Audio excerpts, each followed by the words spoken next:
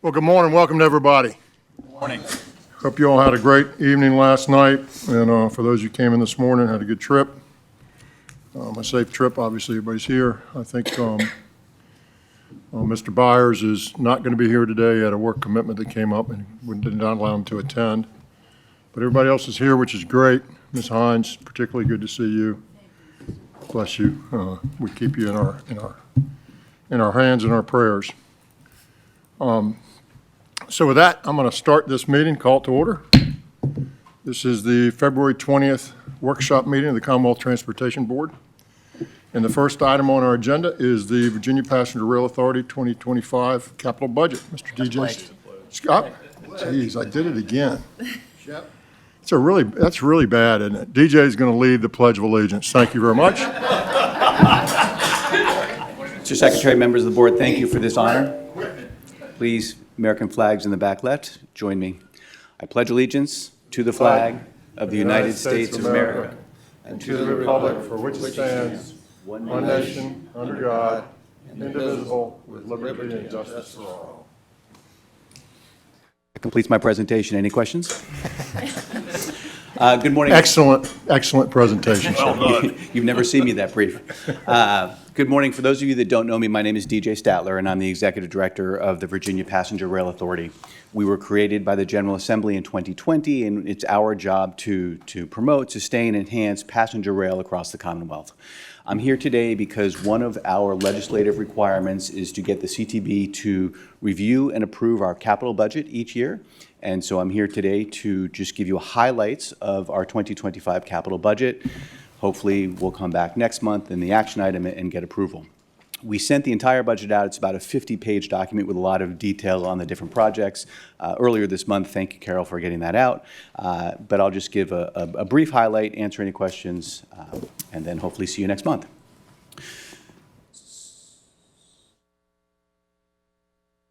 Promise you I hit next slide. There we go. Okay, just a quick highlight of our budget development process. We go through every year, and it's a financial planning exercise, as you see. We look at all of the costs associated with delivering our projects and also operating the Virginia state-supported trains that are run by Amtrak. It's a full lifetime cost, all of our projects, all our project costs, operating costs to include our administrative budget. Last May, we were here, and we briefed you on our financial plan, and I'll start from the upper left-hand side and work over.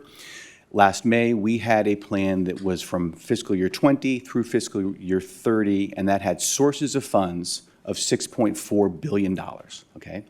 At that same point in May, we had uses of $7.13 billion. So we had 6.4 in projects that were funded, and we had another $700 million worth of unfunded projects. And at that point, there was a lot of alarm. We said, look, we've got projects that we need to get done to add service in 2030. Give us time. We will make sure we secure that funding. And you all were very trusting and said, okay, we'll see you next year. I'm back here this year to say that we found that $700 million, and we are now fully funded for all the projects we intend to deliver.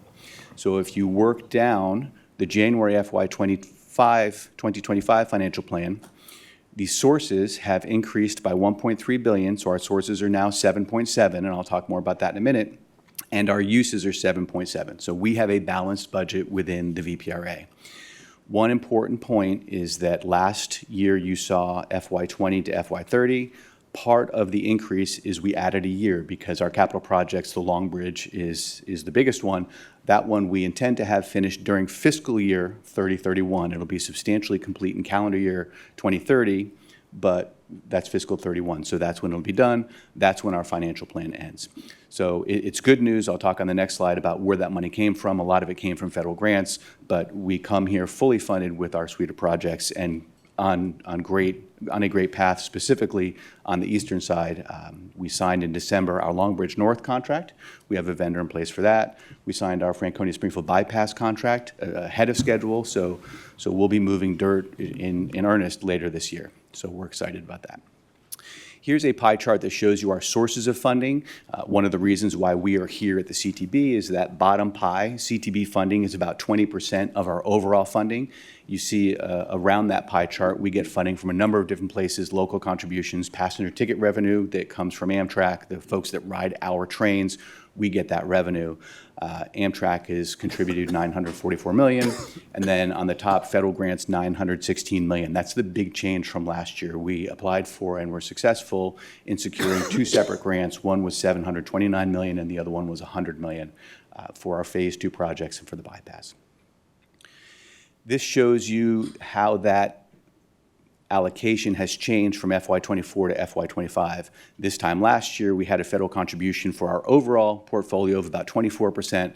With those two new grants, that has increased to 36%, and you see the CTB share, just the way the math works, has dropped from 34 to 28. Where do these changes take place? This is our capital budget. This is a summary of all of the uses that have changed since last year.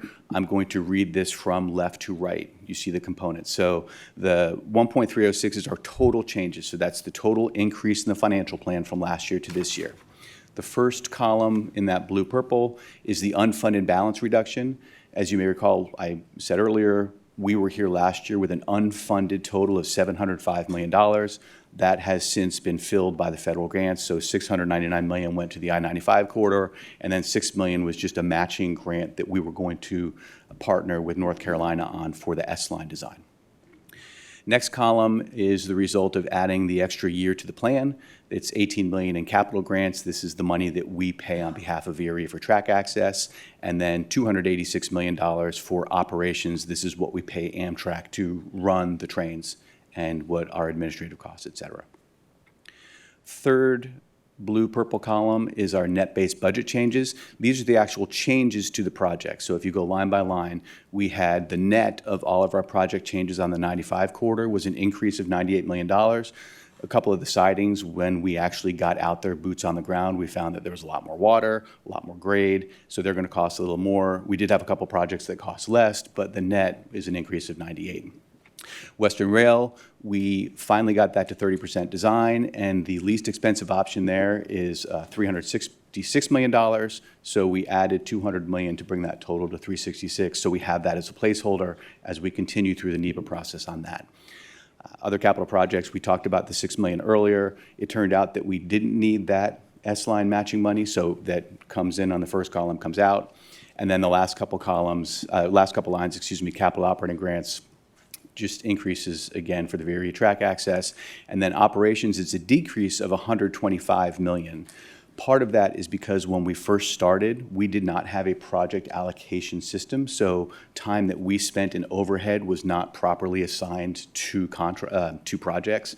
We want to make sure that when we deliver these projects, we know exactly what they cost. So when our lawyers, for example, are negotiating with our vendors, that time previously was in our admin budget. What this line does, it just shifts that to the projects. And so now when we finish a siding, when we finish a project, we can look back and say, yes, that's the actual cost of delivering that project to include the overhead. And then the last column is new budget items. We added 2 new budget items this year. Our board approved last month the addition of the King and Commonwealth bridges in Alexandria. As I think you know, we have a 4th track project that takes place there. VRE is doing a lot of work at the King Street Station.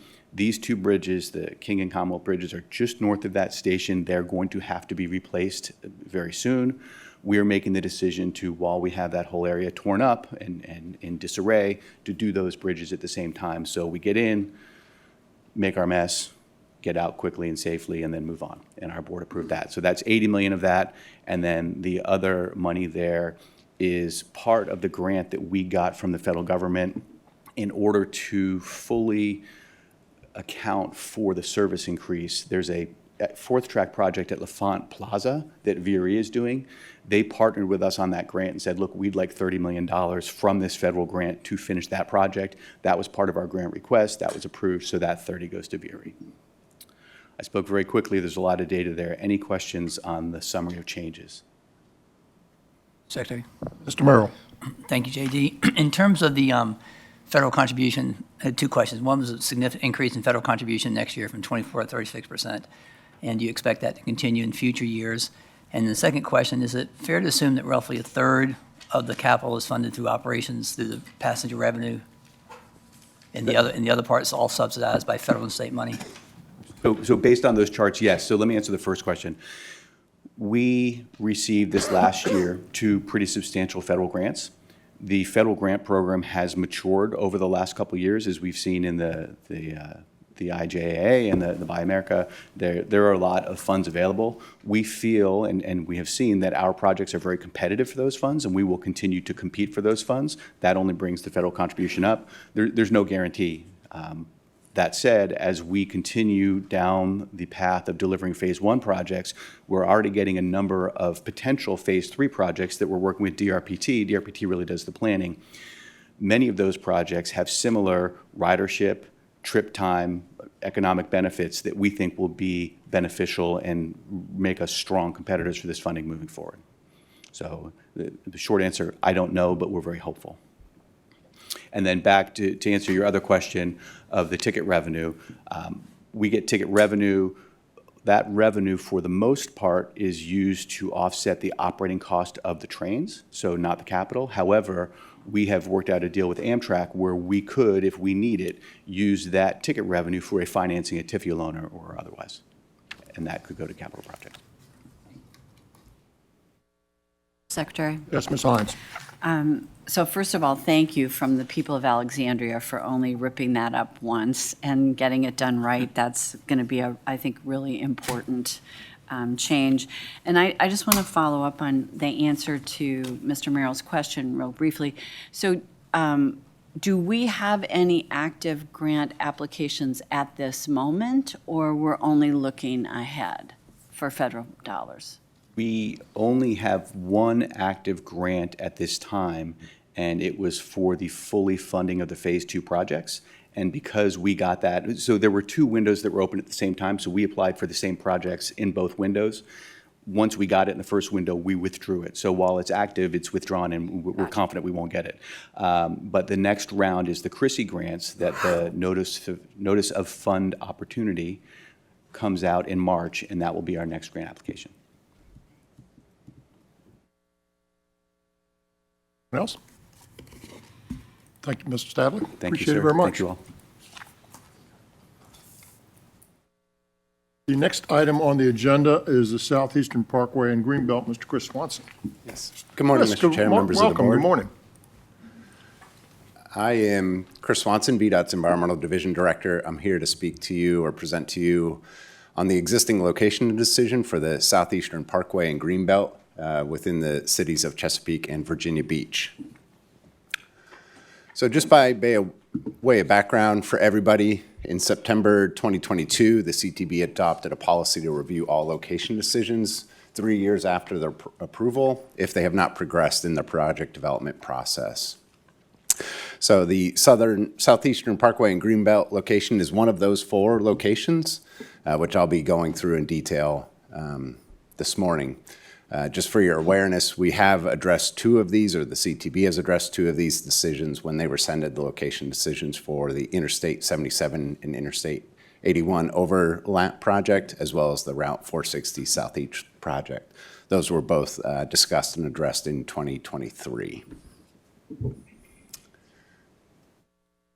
So the Southeastern Parkway and Greenbelt, or sometimes I'll refer to as SCPG, here is just a general study area of what we evaluated. It really was to create an east-west connection between the cities of Chesapeake and Virginia Beach, and several alternatives were evaluated throughout this area, as you'll see throughout the presentation.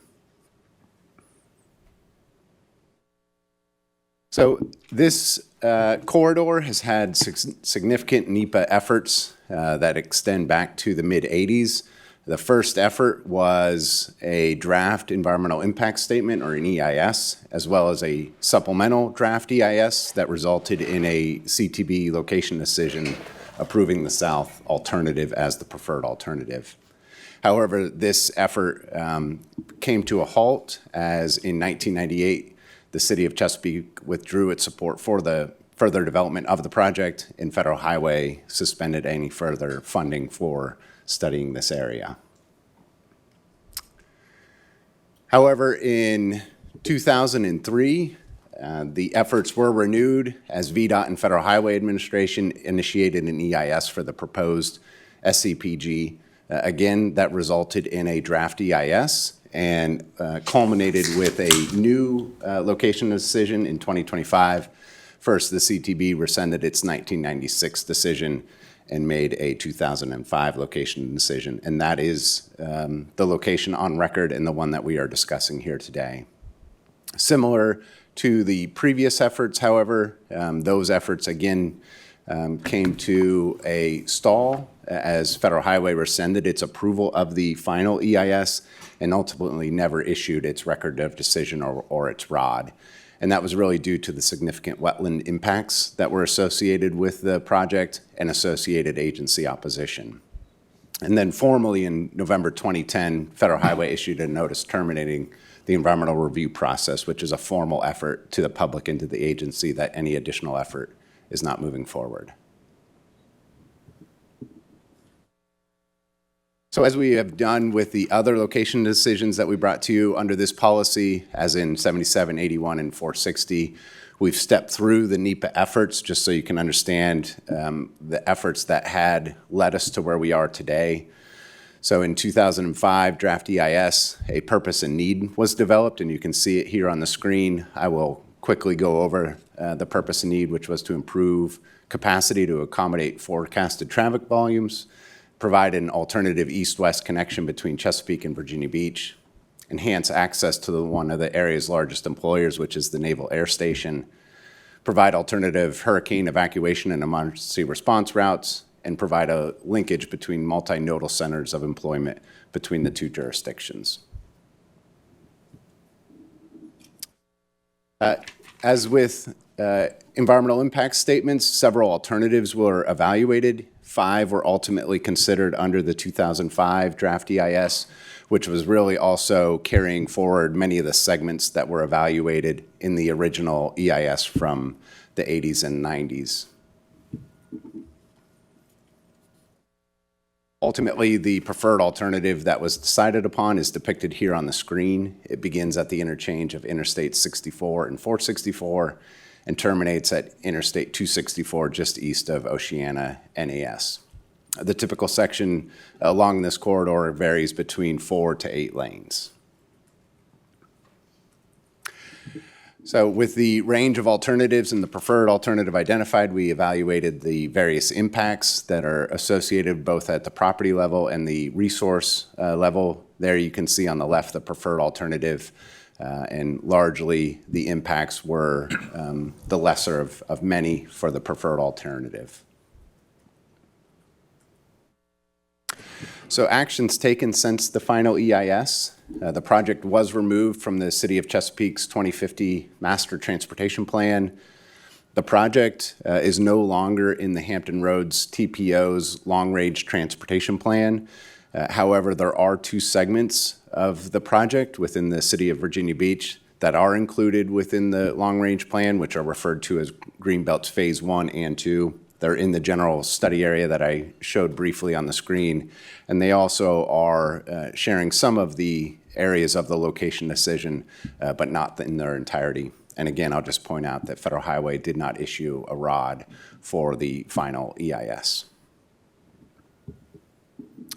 So in terms of the Greenbelt Phase 1, Phase 2 that the City of Virginia Beach is currently evaluating, it's important to note that the NEPA nor the preliminary engineering has started to date, and the estimated opening time frame is somewhere between 2030 and 2037.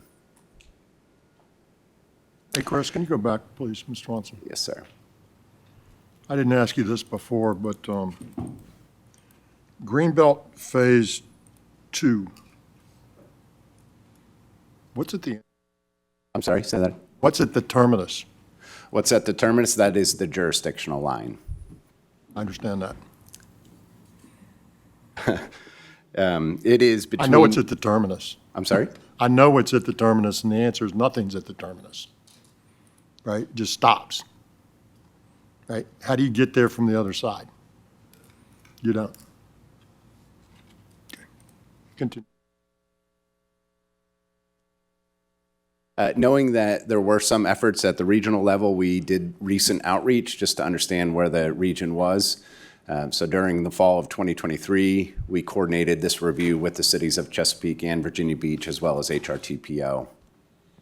The City of Virginia Beach provided an update on the Phase 1 and Phase 2, which I just presented on, and all parties concurred on our review and our recommendation, which is to rescind the 2005 location decisions, similar to the 7781 and 460 decisions, with very similar reasoning. To advance the approved location in any meaningful way, additional funding would have to be identified, NEPA would have to be reinitiated, the CTB would be provided briefings with the opportunity to issue a new location decision, and also the Army Corps would have to issue their permit for the project.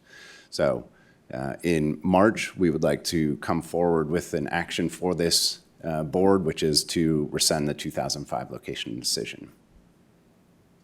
Questions? Mr. Tant? No questions.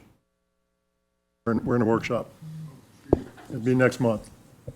Yes, sir. Mr. Secretary, Kaspertz. I just wanted to comment on, this is good work. Cleaning up some of these old projects, I think, benefits everybody who may be a property owner, business owner in these corridors. So good work, and I look forward to voting on it when it comes up next time.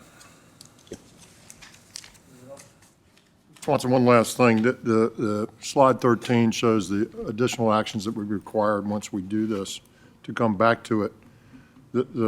All those would have to occur anyway, basically. Is that correct? I mean, this action doesn't make those. There is no plan that the feds have approved. There is no funding plan. I mean, all these things. This doesn't really change anything we would have had to do anyway. It's cleaning it up, to Mr. Kaspertz's point, because it's sitting there and nobody says we're going to do it. And there are people that are probably less likely they're twisting in the wind because they sort of know, but it's still appropriate to do this. So, concur. All right, any questions? Thank you very much. Thank you.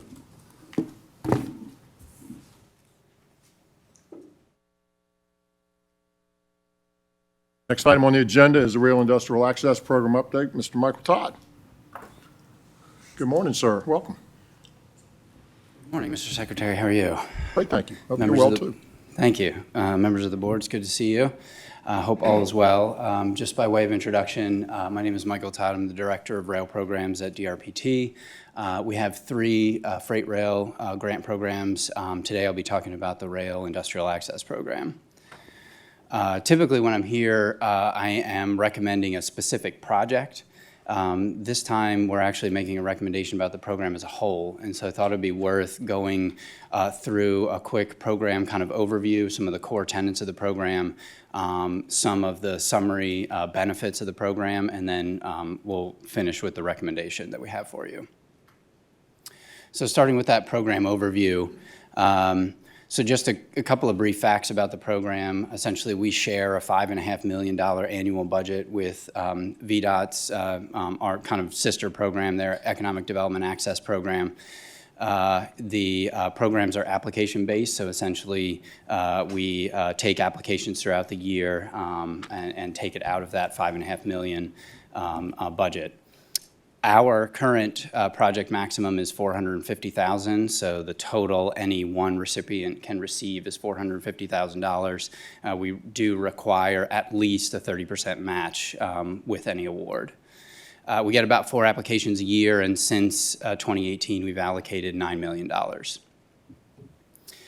And so just to get a sense of kind of utilization of that $5.5 million budget, most years we're butting up to that $5.5 million. You can see there's a little bit of a dip here, kind of during the pandemic, essentially, when things were when the economy was a little bit slowed and things were on lockdown. But before and after the pandemic, we are butting up right against that $5 million. Some years DRPT has the larger share, some years VDOT, and so it just depends on the applications that we receive. Sellers? What happens with the money that isn't used? It gets carried forward to the next fiscal year. So if, fiscal year 1, we have, say, $500,000 remaining, it would get moved. Stays in the account. Yeah. So then could you do more than 5 million or 5.5 million the next year? Yes. Okay. Yes. It's a 5.5 million that goes into it every year. So yes. If you didn't do anything for 4 years, you'd have $22 million. How much money is in the account now? It's a secret. I'm teasing. Question, Mr. Secretary. Yes, sir. Mr. Merrill. Said you're averaging 4 applications a year at 450. That's only 2 million, but you're saying you're hitting the 5 million. How's that possible? Well, we share this with VDOT, and so they have applications as well that use the same, pot of funding. Mr. Merrill, let's be clear. Mr. Todd is representing the DRPT piece of this, okay? And so his data that goes to the applications and so forth is DRPT's piece, and it would be reflected in the bottoms of those graphs. And so, as he told you, this money is shared with VDOT. And so they sort of work together to allocate it based on what they have in the pipeline. But DRPT's data is what he's referencing, and what you're asking is the combination of DRPT and VDOT. So that's where it's dissimilar there. That's where it's incongruent. That make sense? We should have been more clear about that. Yeah, thank you. So I wanted to kind of talk through some of the core tenets of the program. We essentially focus around 3 high-level program goals: building network capacity, kind of safeguarding the investments that we make, and then ultimately saving some money for that investment. So starting with network capacity, I've kind of pulled literal sections of the code that created the Rail Industrial Access Program. First, it just talks about it being in the public interest to build these rail facilities, that the board should encourage widespread use of the funds, and that, in my opinion, kind of most importantly, that any investment be made available for use by all common carriers. So the way that we've kind of adapted this into our policies and to encourage the widespread use, we have several marketing initiatives that we do. We maintain our relationships with the companies, the railroads that serve those companies, to make sure that people know about this program and encourage them to apply. But I do want to highlight one aspect of the program, the common carrier requirement. Over the summer, when we were up in Fredericksburg, I actually presented a project to you all in Henrico County, just by the raceway here. It was for a company called Temper Pack. We essentially reconstructed a rail siding so they could start shipping some of their cornstarch by rail. And because of the common carrier requirement, even though that project, it was implemented, it was completed, Temper Pack is moving their goods by rail, another company in that industrial park is able to use that newly reconstructed spur. And so we've brought on another business there. At the pace that they're going right now, they should have about 300 carloads, new carloads per year, and it's all outbound trips that used to be going on trucks. And so that's one of the great successes of the program, is it's not just an investment for one specific company, it's really building out the surface transportation network in small pieces. Thinking about safeguarding our investment, the code talks about the company being under firm contract or already constructed in Virginia. So we're not looking for speculative types of projects. The applications for funds must be approved by the local governing body. So in other words, you got to coordinate with the right people to make sure the project can be implemented successfully. And that also the improvements shall be the property of the Commonwealth for the useful life of the project. And so the way that we've turned this into our policies is essentially to, one, ensure that the promises that they made in their application are actually realized. So we have an annual performance requirement. We track their carloads. We track the number of jobs that have been created, and we make sure that they've met the promises they made in the application. If they have not, we have the ability to pull back our funding and recoup the expenses of the Commonwealth. And then finally, the Commonwealth holds a contingent interest in the improvements for 15 years, which essentially means they need to be on the ground, they need to be operable.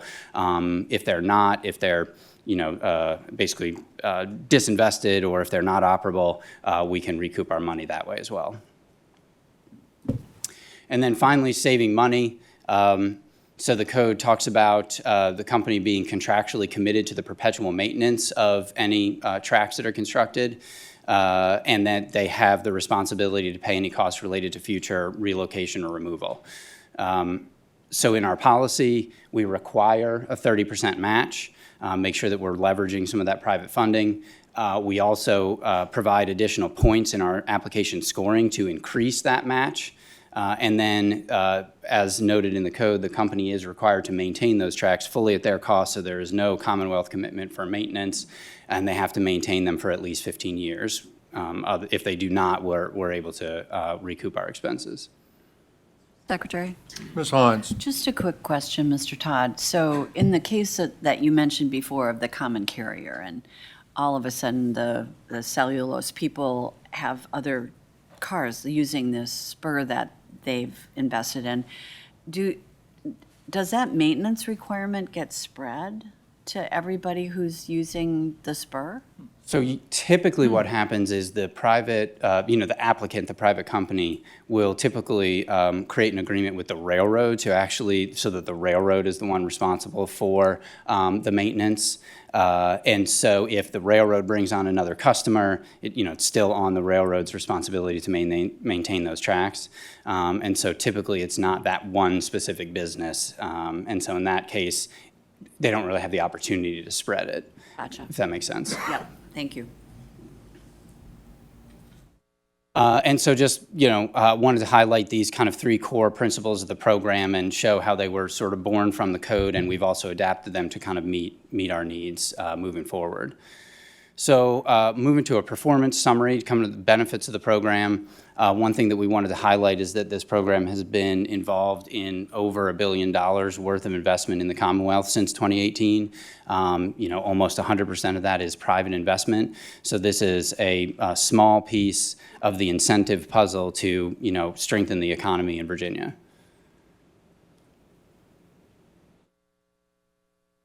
Sorry, the clicker's not responding. There we go. Specifically with the rail investment, essentially we've invested $31 million in rail infrastructure. $22 million has come from private sources, $9 million of which is rail industrial access. So we are actually getting over 71% match. Our minimum requirement is 30, as I noted, and we're doing much better than that. We also look at the car loads. That's one of the annual performance requirements that the company needs to report on. Since 2018, we've moved 20,000 car loads, which equates to about 70,000 trucks off the road. And then another benefit, essentially we have a partnership with VDP where a lot of the times they sort of initiate the contact and bring these projects to us. What they call the Rail Industrial Access Program is one of their deal closing grants. It's a way to kind of keep us on the list when a company's interested in a rail-served site. If that site is not explicitly served at the moment by rail, this grant kind of keeps us on the list. It keeps them interested in Virginia and potentially entices that customer to come. So it's one of many incentive package grants that the VDP can use.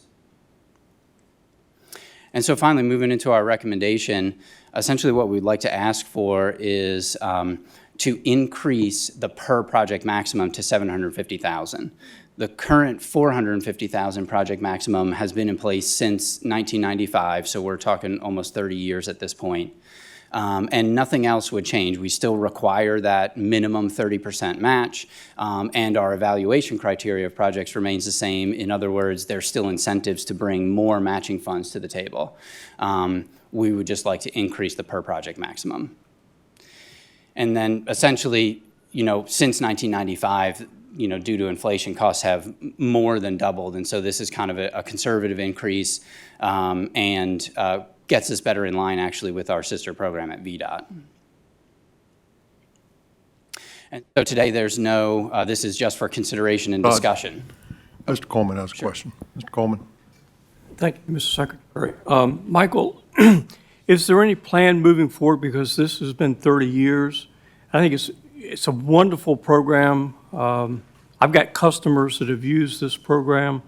It's an economic magnet to draw business to the state.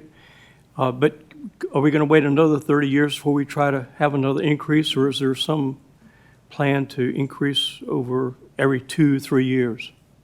Yeah, I don't have an automated plan in place to increase, but I do, in our kind of grant management practices at DRPT, we like to cyclically reevaluate our programs on a more routine basis.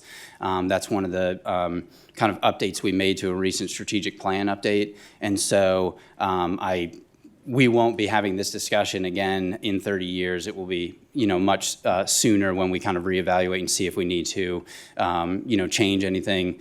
One of the other things to consider as well is I showed the utilization chart previously, and with this increase, there is the opportunity that we might be hitting that ceiling of demand, and so then that would, cause another need to kind of reevaluate some of the scoring criteria and application review criteria as well. Can And you so I think speak, that- yeah, Mike, I'm sorry, Mr. Todd. Sure. Can we speak to the, to that point, can we speak to how the $5.5 million is, how that gets to us and what determines that number? So my understanding is that is not like indexed to a revenue source. It is a static line item. So it is $5.5 million no matter what our revenues are for the year. That would be my point. So we're not going to index something to a flat funding source, right? All you're doing is sort of asking for trouble. Now, you may push to change the funding source or change what the funding source looks like. That's beyond our capacity here. But the point is the 5.5 is fixed. And so to index our amounts to a fixed number would be concerning. With that point, Mr. Secretary, then we're going to increase it from 450 to 750. So if we're static at 5.5, where's that additional money coming from, or who's going to be pinched out? Mr. Secretary. Mr. Burrell, Director DeBurrell. Mr. Coleman, VDOT made a similar change in the policy for the Economic Development Access Road Program in 2022. Their funding level had been largely static for about the same period of time as DRPT's. Mike works very closely with the staff at VDOT's Local Assistance Division, and it really is a first-come, first-served basis. I worked on that program when I worked for VDOT, so I guess I have a view of both sides. We have been pinched in the past, but both agencies work together due to a couple of years where we didn't have as much demand for the program during the pandemic. We do have a cash balance in the fund right now because that amount is set by code. But I think it drives us to be selective and make sure that we're working with our partners at VDOT and we're selecting the best projects to have the greatest impact. Ms. Sellers. I have two questions. First, is this one of those where it's all or nothing? You either have to fully fund the project or it's not considered? Is that might be It either happens or it doesn't, yes, ma'am. Okay. It's not, we don't fully fund it right? because there's a 30% match required, but we're not going to send the money to a project that's not funded and going to be completed, or else we'd be clawing our money back Okay. because they wouldn't have achieved the goals. Okay. Okay. Now, frankly, my concerns over my time, and we'll continue to work on this as we go forward, is the criteria that we use, and are they adequate or not? You know, I've made the case before as a non-secretary member of the board that we need to try to get to a situation where the incentive is something that creates something to happen as opposed to not. And, you know, I'll use a stupid example. Let's pretend there's a $500 million program to do something, and we're gonna shove in, you know, our top number now is 750. So we're gonna put in say 450 of that, or 300 of that, or whatever it might be. Does that change whether the company would do that or not?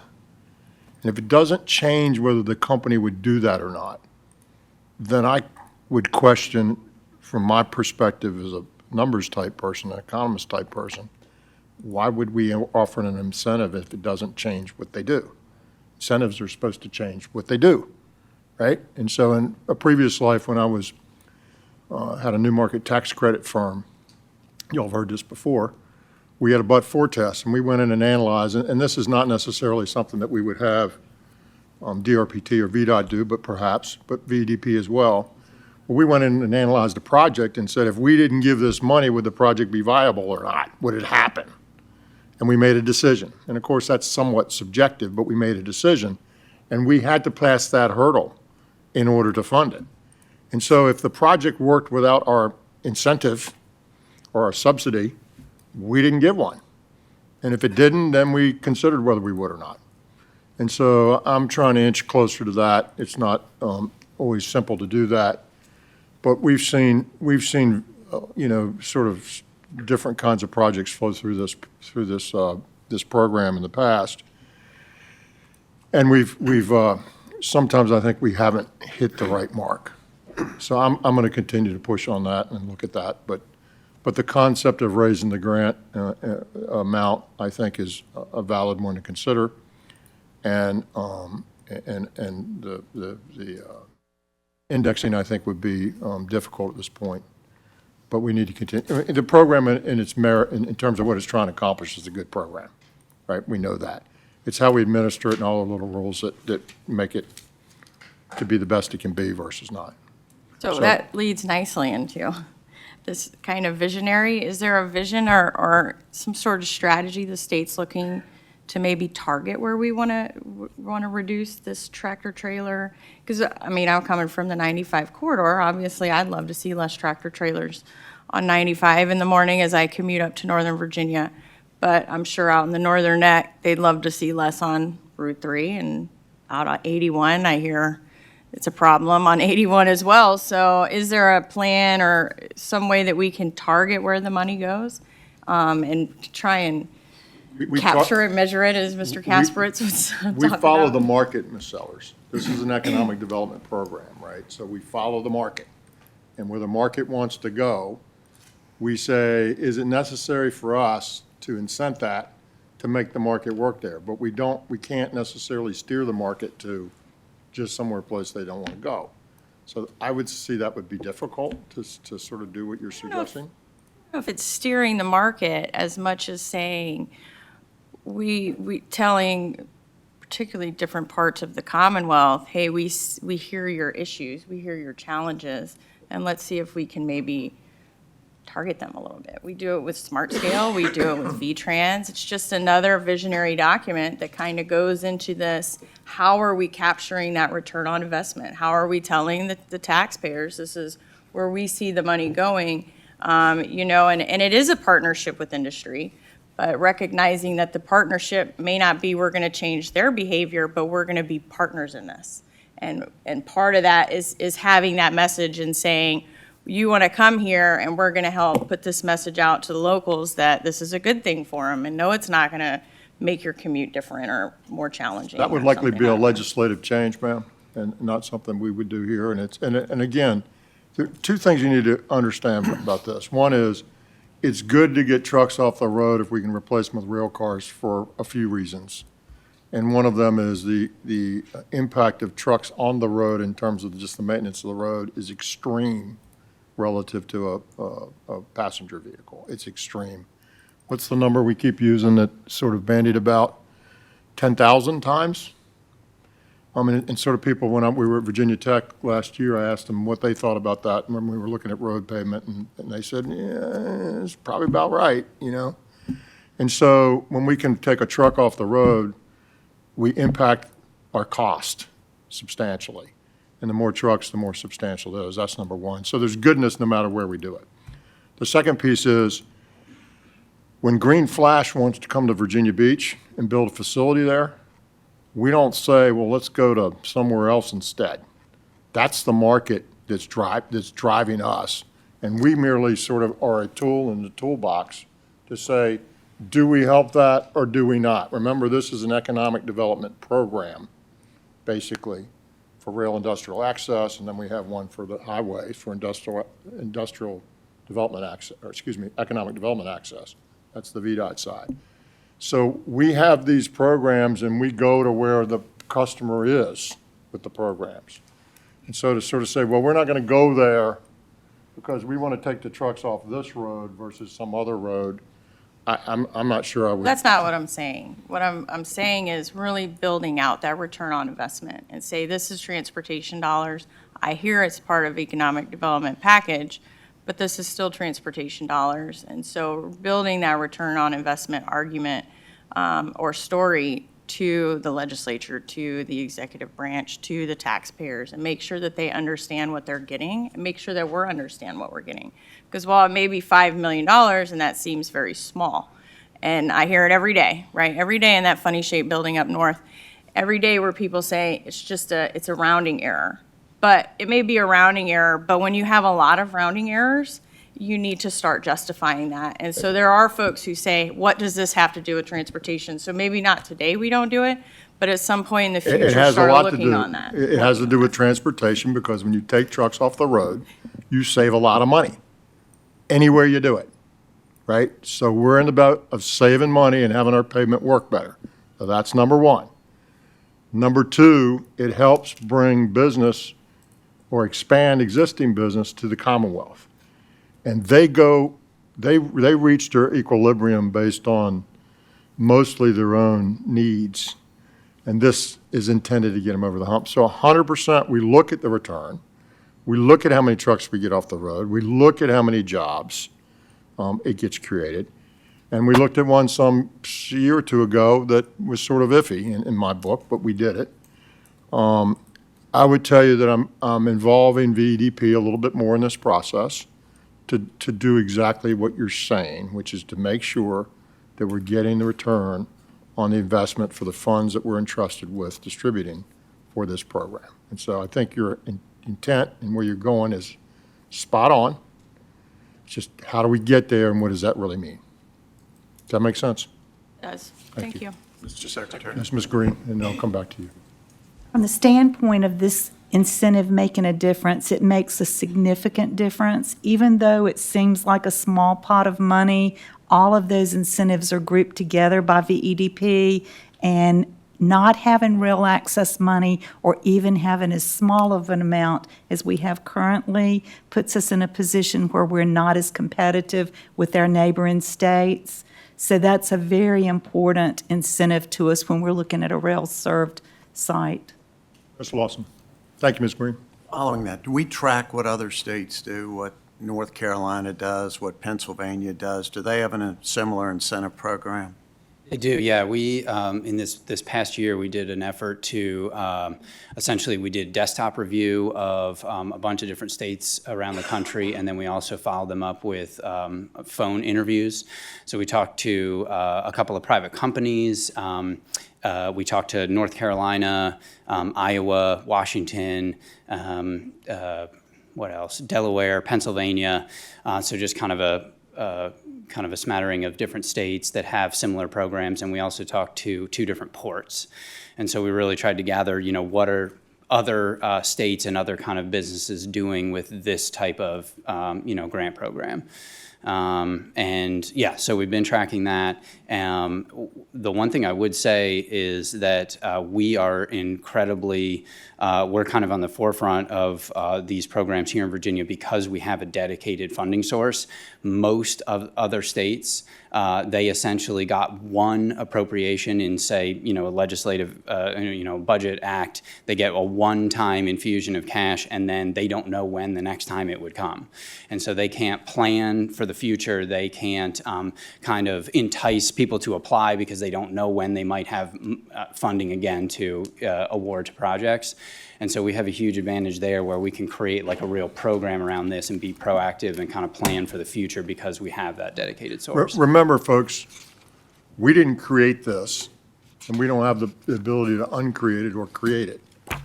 What is created by the legislature and the governor, it is an economic development program that they handed to us and said, please go implement this. Okay, so that's where we are. We can certainly make recommendations. We can certainly ask our legislators for this or that or whatever. But at the end of the day, this isn't something that we've designed and created and we control the funding source or anything else. We're an implementer.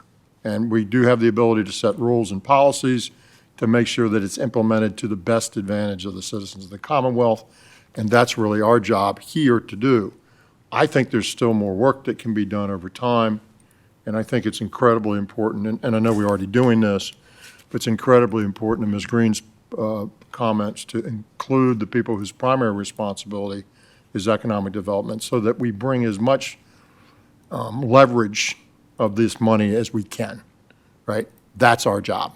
And to make sure that we're getting the benefits that we think we're supposed to be getting through this program. And so this is intended to try to increase that.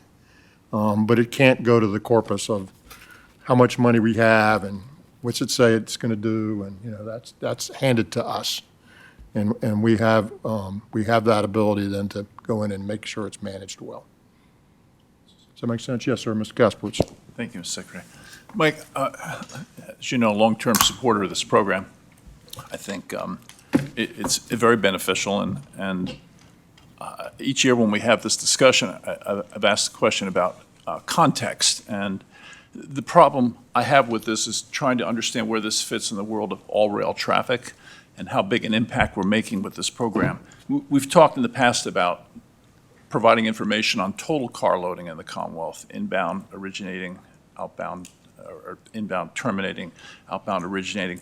We've talked about looking at the census of all rail sidings. I know that, and again, I anecdotally sometimes apply my life experience. In my neighborhood, I've watched 2 rail sidings come out in the last year on the Norfolk Southern. So in the context of all rail sidings, are we adding capacity in the Commonwealth? Are we adding significantly to our total carloads with this program? And I guess in response to Ms. Seller's comments, we had talked in rail committee meetings about the possibility of being proactive with this program and doing some strategic targeting. Given that the program is undersubscribed, we have more resource than we have applications, I think a case could be made for looking at dense truck corridors and online proximity for shippers that aren't currently using rail, and perhaps do some outreach and potentially create an opportunity where there's not new development going on, but where an online or near online shipper makes a choice to ship by rail, even though they're not expanding or adding capacity.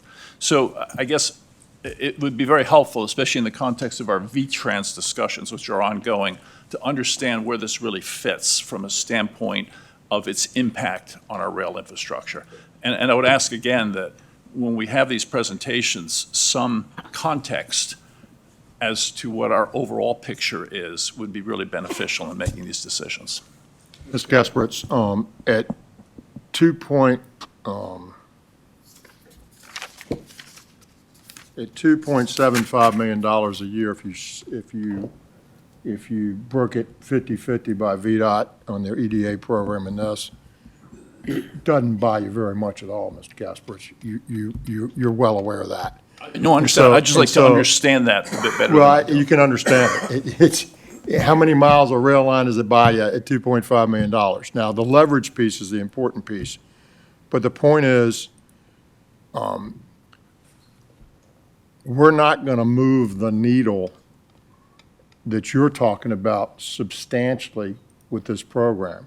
What we're going to do is we're going to give some incentives for some companies that would otherwise not do something to do it, and it'd be good it would be good for the Commonwealth.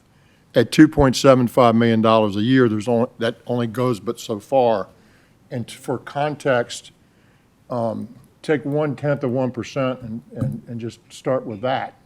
I'll give you some context in terms of how it would change rail in Virginia, and I made that number up, but it's not substantial to that. It is substantial to an economic development deal happening, and it does have great benefits that come back to us. I hear what you're saying. If we had a bigger program and a bigger pot of money, I think we could spend more time on that. But at the end of the day, we got $2.75 million, folks. And that just does not, and even at a 3-to-1 match, or 3 1/3 to 1 match, which is the requirement, 30% match, meaning we get, we're not going to get there, Mr. Kaspertz. No, I understand, Mr. Secretary. And so to spend a lot of time on that, to say, how does this It doesn't. It's not going to. Understood, but I Mr. think in the Secretary? context of our job in V-Trans and the importance of rail in the Commonwealth, You're conflating a single economic development program that is on RIA that's not going to do what you're saying to a bigger question. And so I'm just saying they're not really linked because one has very little impact on the other.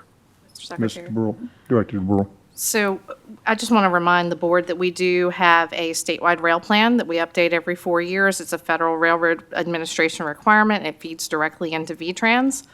It takes into account this program, but more importantly, our freight program and our rail enhancement program, which are bigger than this one and more targeted to the topics that Mr. Kasperwitz is bringing up. So we do take a very strategic look at the freight side as well, but this is just such a small portion of the program. I wanted to make sure that I brought that So back here's up. what we'll do. We'll schedule Mr. Kasper's sort of a more holistic look.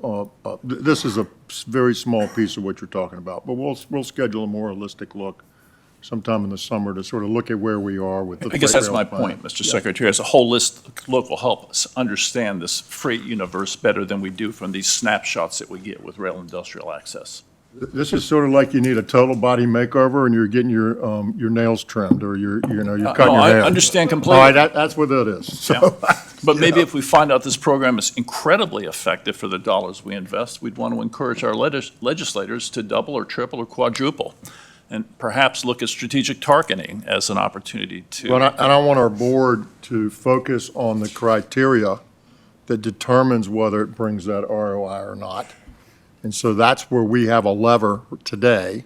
That's where our leverage is, and that's where our focus should be, because that's what we can change today. And that's what I'm encouraging, to your point. But we'll do the other as well. Mr. Todd, Thank you very much. you finished? Anybody else? Oh, yeah, that was just saying that it was for discussion today and then potentially a resolution of adoption next month. That's it. All right, thank you very much. Thanks. Ms. Pryor, good morning and welcome. Hope you're well today. Good morning. Yes, thank you. Six-year improvement program development policy. So this morning, I'm going to be talking to you about the six-year improvement program development policy in the context of the overall policy index review. Normally, Ms. Maxwell brings these items to you, but since this is related specifically to the six-year program, you got me today. So just as a reminder, board policies are reviewed on an ongoing basis to identify policies that are obsolete or outdated. The six-year improvement program development policy was first adopted in December of 2016 and has not been touched since. Obviously, since then, there have been numerous modifications to board policy, state and federal code related to transportation revenues and funding. And so we're bringing to you this month some proposed changes to that board policy. The current policy sets out the timing for allocating key funding programs, whether they're biennial or annual, odd fiscal years, even fiscal years. It establishes the board's general intent to fully fund projects through construction. It also establishes numerous programmatic requirements specific to smart scale. I can run through these, but over the years, these programmatic requirements have all been folded into the actual smart scale policy. So there is some overlap and potential for confusion there. But the existing policy does address adjustments to smart scale allocations, a commitment to previously funding projects, provisions related to cancellation of projects, determination of surplus funds. It makes board applications eligible for both high priority and district grant funds. It establishes a schedule for the smart scale project selection and lays out the funding steps for the staff recommended scenario for smart scale. The proposed revisions to the policy include some organizational changes. We've separated the actual policy resolution from the policy language, which is now an attachment. We've also included an overview section with some background for context related to the six-year program. And we've reorganized the policy to put related content into separate sections. We've also added components related to DRPT funding programs. We've updated references to federal and state code related to the various funding programs. We've also incorporated updates to certain board policies, such as the board's recently adopted revenue sharing policy and the smart scale policy. We've also conformed the policy language regarding the availability of revenue sharing allocations in years 1 and 2 for programming to our current practice, which is in years 3 and 4. And specifically related to smart scale, the changes based on the board's updated policy include removing those programmatic requirements from the 6-year program development policy because they're already included in the smart scale policy to avoid the potential for overlap or conflict.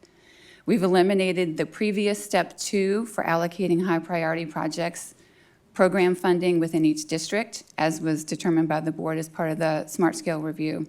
And we have also noted the new step 2 for allocating high priority funds statewide, and the note that funding is based on the smart scale score, which is, of course, the benefit relative to smart scale requests, all of which is incorporated into the board's recently adopted smart scale policy. So aside from those noted for revenue sharing and smart scale, the draft policy does not include any other new or revised provisions not already included in federal or state code, in another board policy, or in existing funding program requirements. You should have in your packet a copy of the original December 2016 policy, a copy of the proposed revised policy, and a one-pager of all of the changes in the policy, or the proposed changes. So the plan is to come back to you in March to request formal approval of the revised policy. I'd be happy to take any questions now, if anyone has any. Have any questions? Mr. Secretary. Ms. Hines. You know how much I love this policy work. My concern always is that an ordinary person or somebody in a working transportation staff can easily find any referent when we decide to move. We have many, many policies that are way too long, but anytime we decide to move it out, but it's still important to the people who make applications to us or who run programs, that there's just a very clear track record of where you go to find what's definitive. And I confess that I looked at this yesterday, and now I can't remember what I thought about it.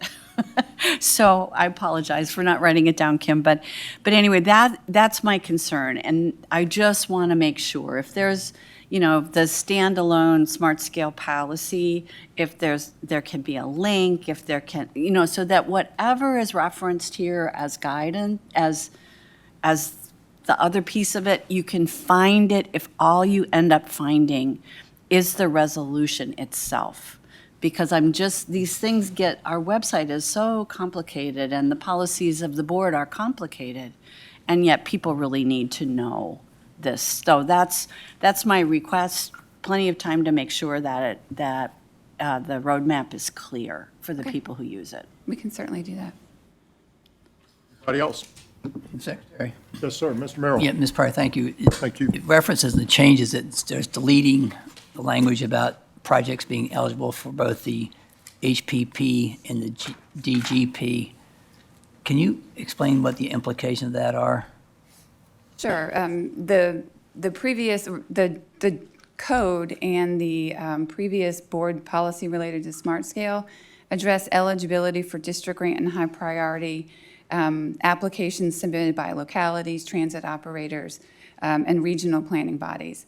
And so the language in the smart scale policy now, which is the same as what was in the 6-year program development policy, makes clear that the board submitted applications are eligible for both pots of funding, not just one or the other. Because the code specifically limits district grant to localities, and the policy, the way it's arranged, limits high priority to regional planning bodies and transit operators.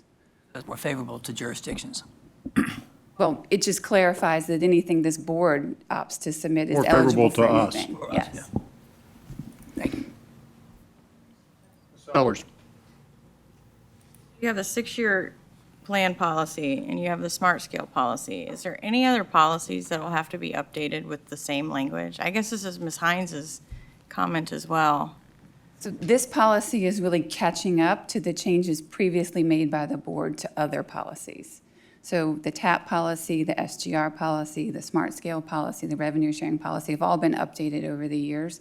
And so this is just catching up this overall board policy on the program to make it consistent with the individual funding programs and update the code references and requirements related to those programs, which have evolved over time. This is like the umbrella. Yes. And underneath the umbrella, you have all those other ones that have way more detail.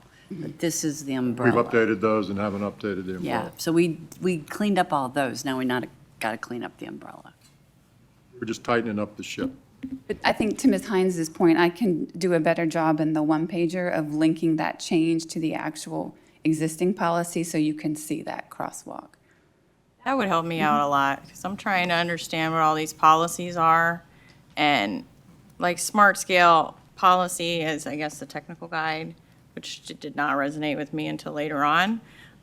So it would be helpful for me to have a list of policies to reference, because What you asked for. You had that in the And we all orientation? like that. Is that in the orientation? we have some in the orientation. Believe me, I went back through the notebook and looked, because I'm trying to figure out how all this stuff comes together. And how, when you make a change to one, how then it impacts all these other ones. And if there's a way to broaden the language to maybe say, hey, when we update the technical guide, just assume that the six-year policy is updated as well. Then you don't have to take all these different Ms. steps. Pryor, can we or John and Joanne, can we have a tree on policies, right? sir. That will help. We don't have to do that. We're not going to do that today or tomorrow, but Mr. Lawson? He's feeling left out. Yeah, I am, absolutely. Mr. Secretary, members of the board, I just wanted to point reference to, on the CTB webpage, there is a link to the full policy manual of the board. And they're all tabbed and with links, so that there is a full compilation of all of the board policies. And as Kim mentioned, the Smart Scale was updated in December. It's now reflective in what's now posted in the CTV policies, and this will then be an update to that. And as well. let me say something, because I'm just feeling compelled to do so. I'm not as familiar with everything that's out there on the websites, but every time I go on it, I'm like, wow, look at all this. And it's like, we're looking at 81 in the last few months, and there is incredible information and really good graphic stuff, and there's just incredible presentations that are on the websites. And so I haven't spent as much time, as I'd like to just know everything that's there and dive into it. But it's pretty well done. And, everything can be better, but it's pretty, the things I've dug into, I'm pretty impressed by. So I want to tip my hat to the commissioner and the director and the staffs and everybody that does that. So John's telling us it's all out there pretty. We'll go make sure it is and easy to be accessible. But maybe we can come back and sort of have a big picture overview one time. But it's not, I don't want to get into every policy. I just want to see how they sort of.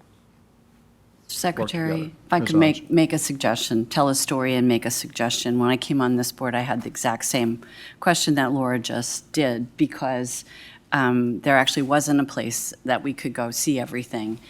And we spent a lot of time retiring policies over the last 6 years or so, because everything back to the beginning of time was still operant on the website. And it wasn't organized by topic, it was organized by date when the CTB adopted it. So it was very difficult. That must make it really clear to you. It was very difficult to find anything. So a lot of good work has been done. Joanne just spent, hours and hours, and her team.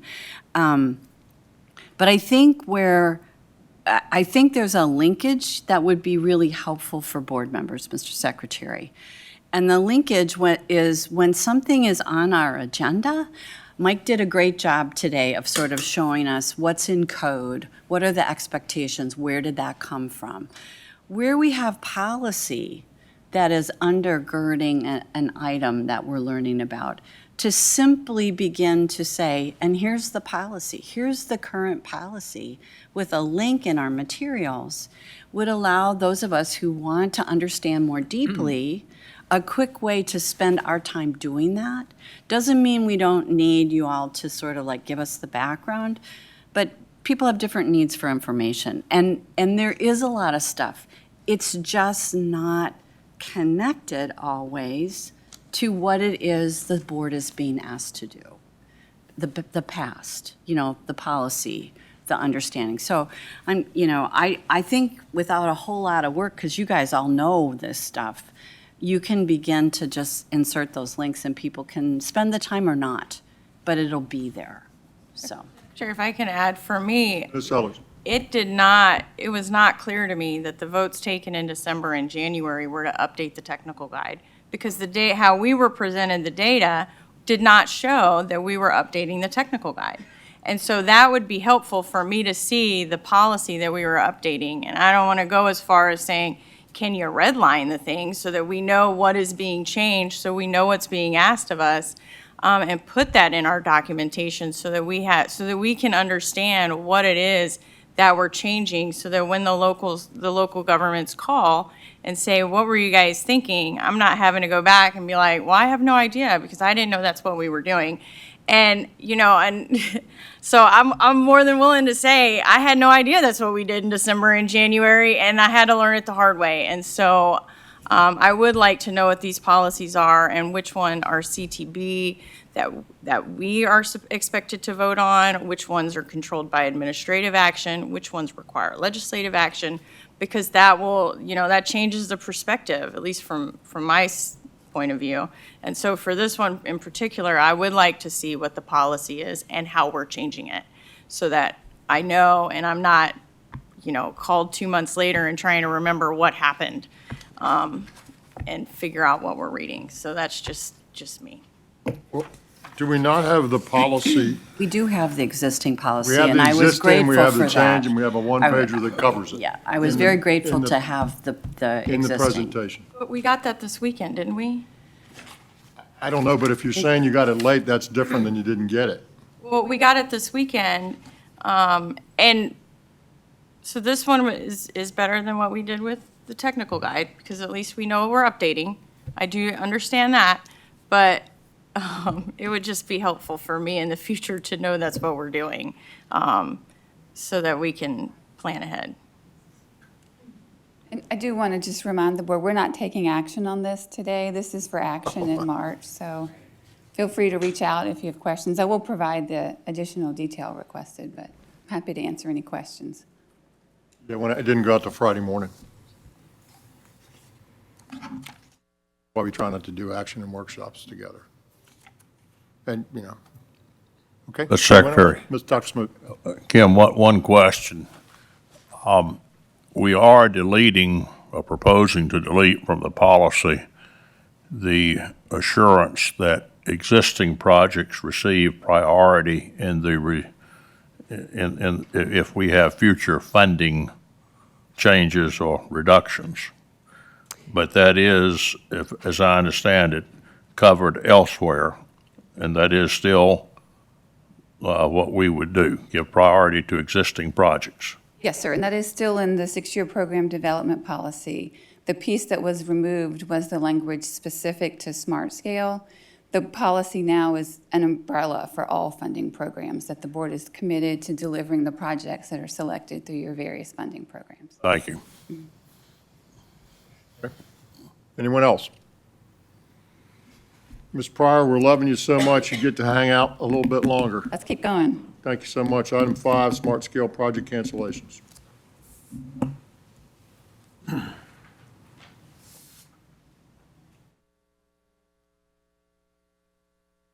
Right. So today I have 5 Smart Scale cancellations to bring to you.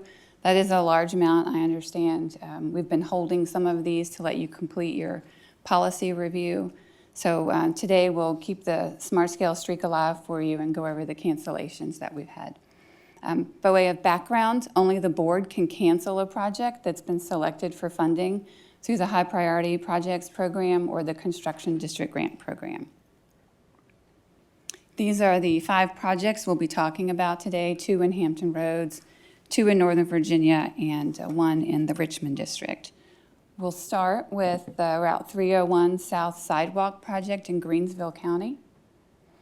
This project was submitted by the county in round 3. The original project cost was just under $577,000.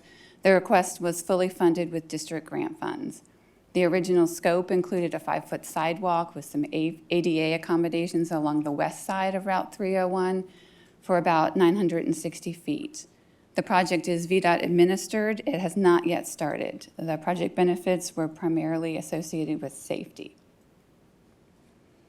In terms of how it ranked in the cohort, it's got a score of 9.5, which gave it a rank of 9 out of 32 in the district.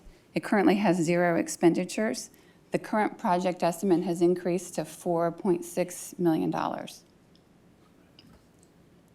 I know. FHWA.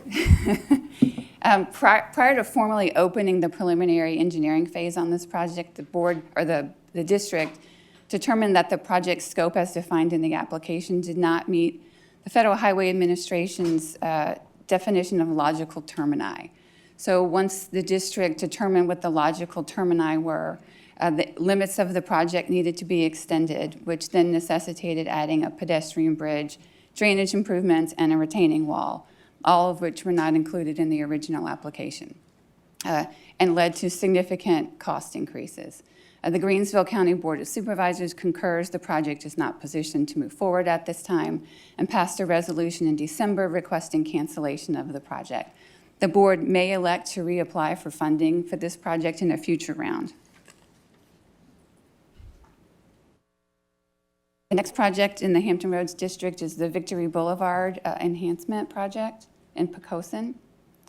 This project was submitted by the City of Poquoson in round 3 for a total project cost of $3.7 million. The project was funded with a little bit of local funding that was leveraged and $3.7 million of Smart Scale, through Smart Scale with district grant funds. The original scope included an intersection, turn lane, shoulder improvements, and a shared use path along Route 171. The project is locally administered. It is not yet started. The benefits were primarily associated with safety and land use. It got a score of 1.75, which gave it a rank of 27 out of 32 for that cohort.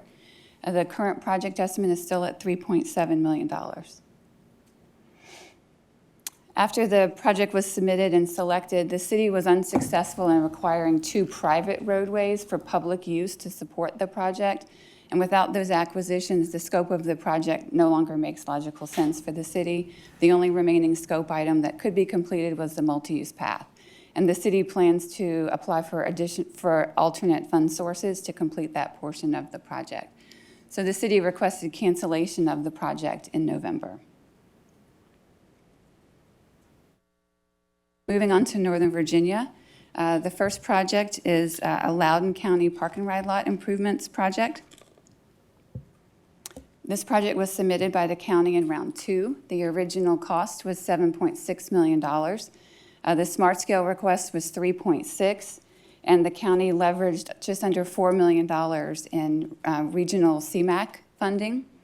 The request was funded with district grant funds. The original scope included a design and construction of 2 park and ride lots for a total of 450 spaces in the Loudoun 1 development site, as well as a site in western Loudoun in the town of Purcellville. The project is locally administered and has been scoped. Benefits were primarily related to congestion and land use. The project got a score of 11.65, which gave it a rank of 9 out of 21 in the cohort. To date, the project has spent just under $470,000. After the county applied for funding, the developer of the 1 Loudoun site proffered the design of the design and construction of the park and ride lot within that site. Additionally, the town council in Purcellville rescinded the approval of the zoning and permits for the site in western Loudoun due to significant public opposition. The site was located, I believe, adjacent to a residential area, and there was considerable opposition to it. So in January, the Board of Supervisors directed their staff to rescind the leverage funding and request cancellation of the project. The next project in Northern Virginia is the Route 50 Corridor Improvements Project. This was submitted by Loudoun County in round 3. The original cost was $5 million, a smart scale request of $1.3 million. The county also leveraged funding from the region. It's called Highway Infrastructure Program funds, and some local funds. The request was funded with district grant funds.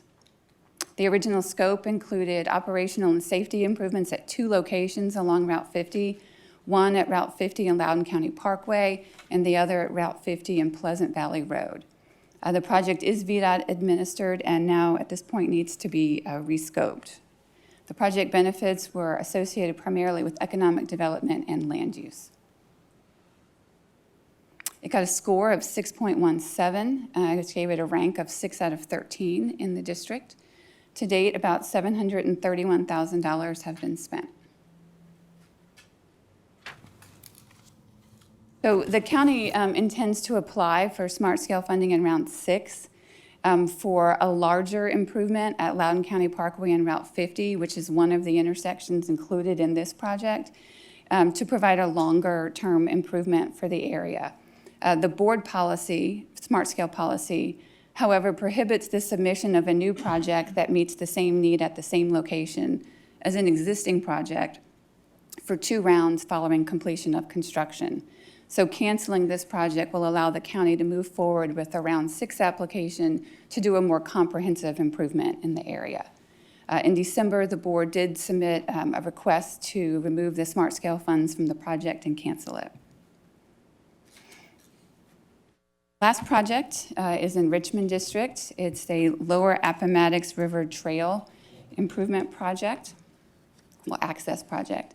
This was submitted by Prince George County in round 3. The total cost was $44,000. The smart scale request was $44,000, and it was funded with district grant funds. The scope included a trail link to the Capitol Trail via a shuttle bus.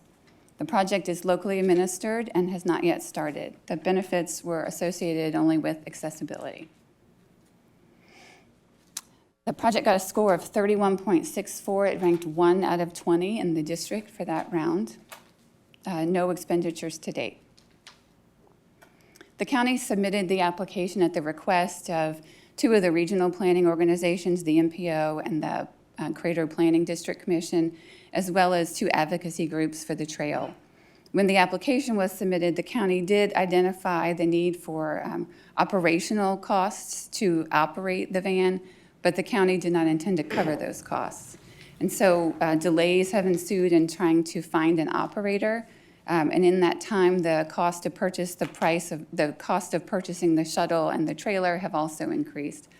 The county has been unable to identify an operator for the van, and so the project is no longer viable. In April, the county requested cancellation. So in summary, these are the 5 projects. The recommended action is to cancel each one of them and transfer the full amount of the district grant funding applied to each of them back to the appropriate district balance entry. I've shown the amount to be returned to each balance entry. In addition, for the 2 Northern Virginia projects in Loudoun, the proposal is to cover the current expenditures with the leverage funding on the projects, which is consistent with the board policy, which states that any surplus funds are expected to be smart scale funds on the project. So with that, I'll stop talking and answer any questions. So leverage funds means funds that aren't ours, Yes. that we didn't allocate. Yes, Mr. Lawson? So the expenditures, it's not VDOT money, it's Yeah, expenditures. that's what I just said, yes. It's money that we didn't region's spend, money. it's the region's money. Locality or the region or not, it's not smart scale money. It's That's been why we're spent. not asking for it to be repaid. I vaguely remember something to They do. paid their own, Yeah. they had a piece of the project. The money that has been spent so far is all them. Thank you. And we take all ours back and start again. Yes, and arguably, in the case of the park and ride lot, we did get one lot out of it. And in the Route 50 project, the funding that's been spent to date obviously informs the application the county is preparing to submit. For them, from their Yeah. perspective. Secretary. Yes, Ms. Hines? So Kim, I was struck by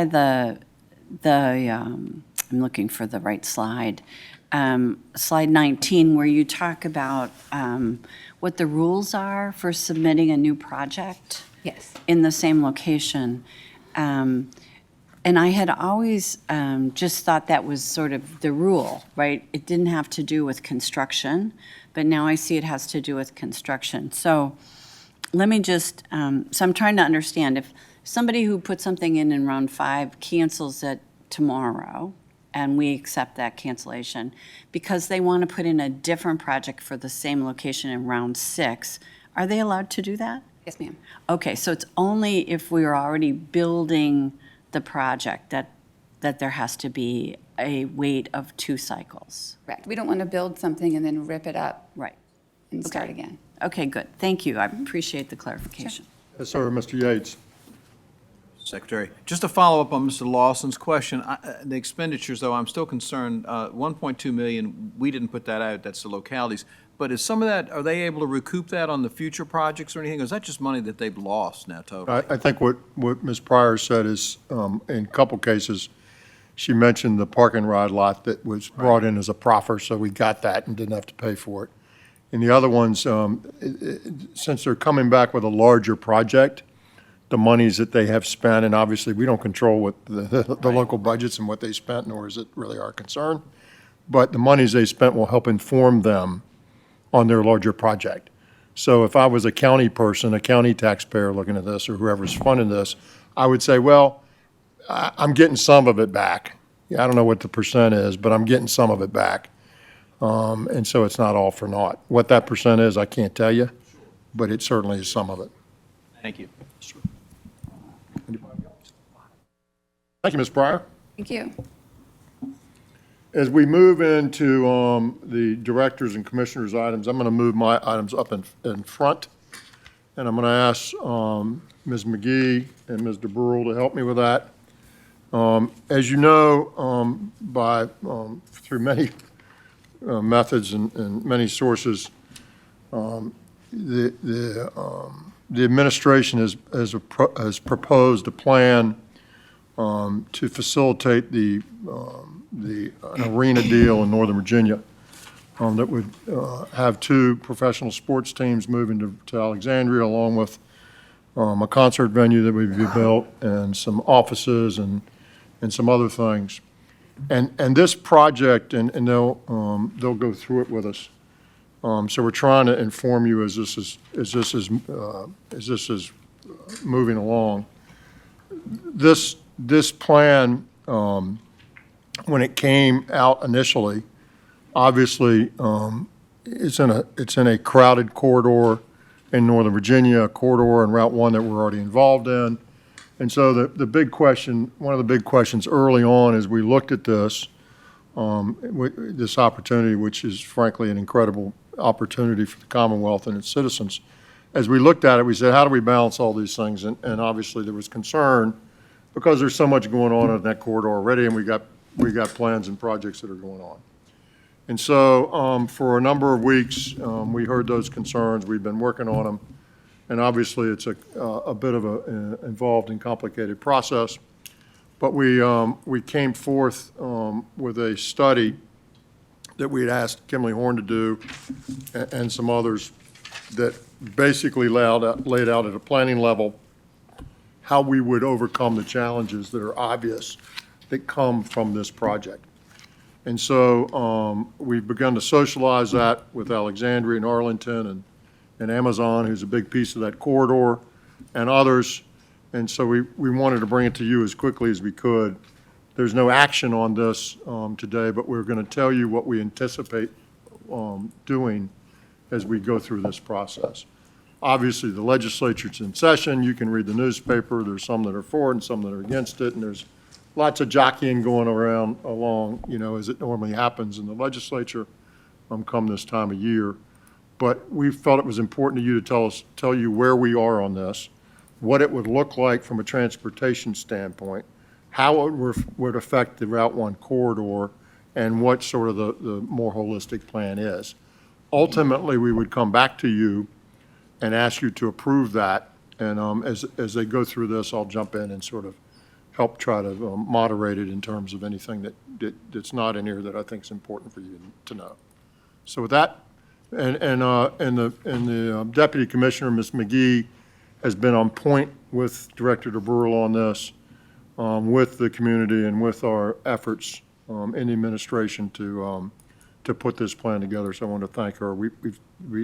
The team spent a lot of long hours over the last few months working on this and a gazillion other things.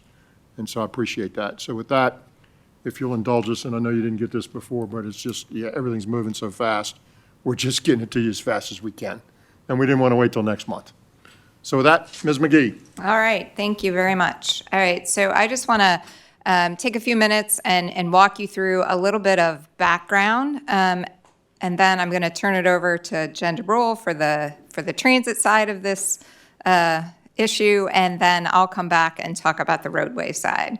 So for those of you who aren't familiar with the Potomac Yard area, it has long been targeted for fairly dense development. There was a small area plan originally put together in 2010. It's been updated several times. The most recent plan in 2020 calls for almost 8 million square feet of development in the North Potomac Yard area only. And so if you think about the Potomac Yard area, it's divided into segments. We're talking about the North Potomac Yard piece of it, which is also known as Land Bay F, which the Secretary hates for me to refer to. Nobody knows what it means. But if you look at the And I small will say area this, plan. Ms. McGee, if you will, she's specific about that because there's a bigger plan, right, that goes up to about 9 million square feet. But we shrunk it down for some conservatism to sort of look at what, and at the end of the day, we looked at what is going to happen there if we don't do this deal. What's going to happen, what's already by right allowed to happen, and what is anticipated to happen, and how do we deal with that? And then we do this deal, how does it change that? And how do we need to change to deal with the changes that would come from that? And so I'm only telling you that because you may see some places that it's 9 million square feet of by right, and that's accurate, but it's 7.5 or so in that portion of it. And that's the only reason so if you see different numbers, that's why you'll see them. Thank you. Yes, that is correct. So Land Bay F is the almost 8 million square feet, but there are areas in the rest of Potomac Yard yet to be developed that will bring that to 9 million square feet of new development. Excuse me, Kathy, just a minute. So, folks, remember when we went to Potomac Yard in October, and we stood there and we looked over there to the right where the Virginia Tech building is? It's the area between where we were standing and where Virginia Tech's building is, just to give... And in front. And in front. And in front. But just to give you a visual, because we all stood there, and we took Route 1 in the bus when we went back up to Longbridge. And you'll remember, to Ms. Hines' point, as we came off the Metro Bridge and sort of looked to your right, there was the new Virginia Tech building, and there was a bunch of space in between. And straight in front of us was the back of a strip mall, basically, a big strip mall, right? And there was some stuff behind it and then the strip mall itself. That's the basic area that we're talking about, and you'll see that in a map as we go through, as we get Just because we were there recently.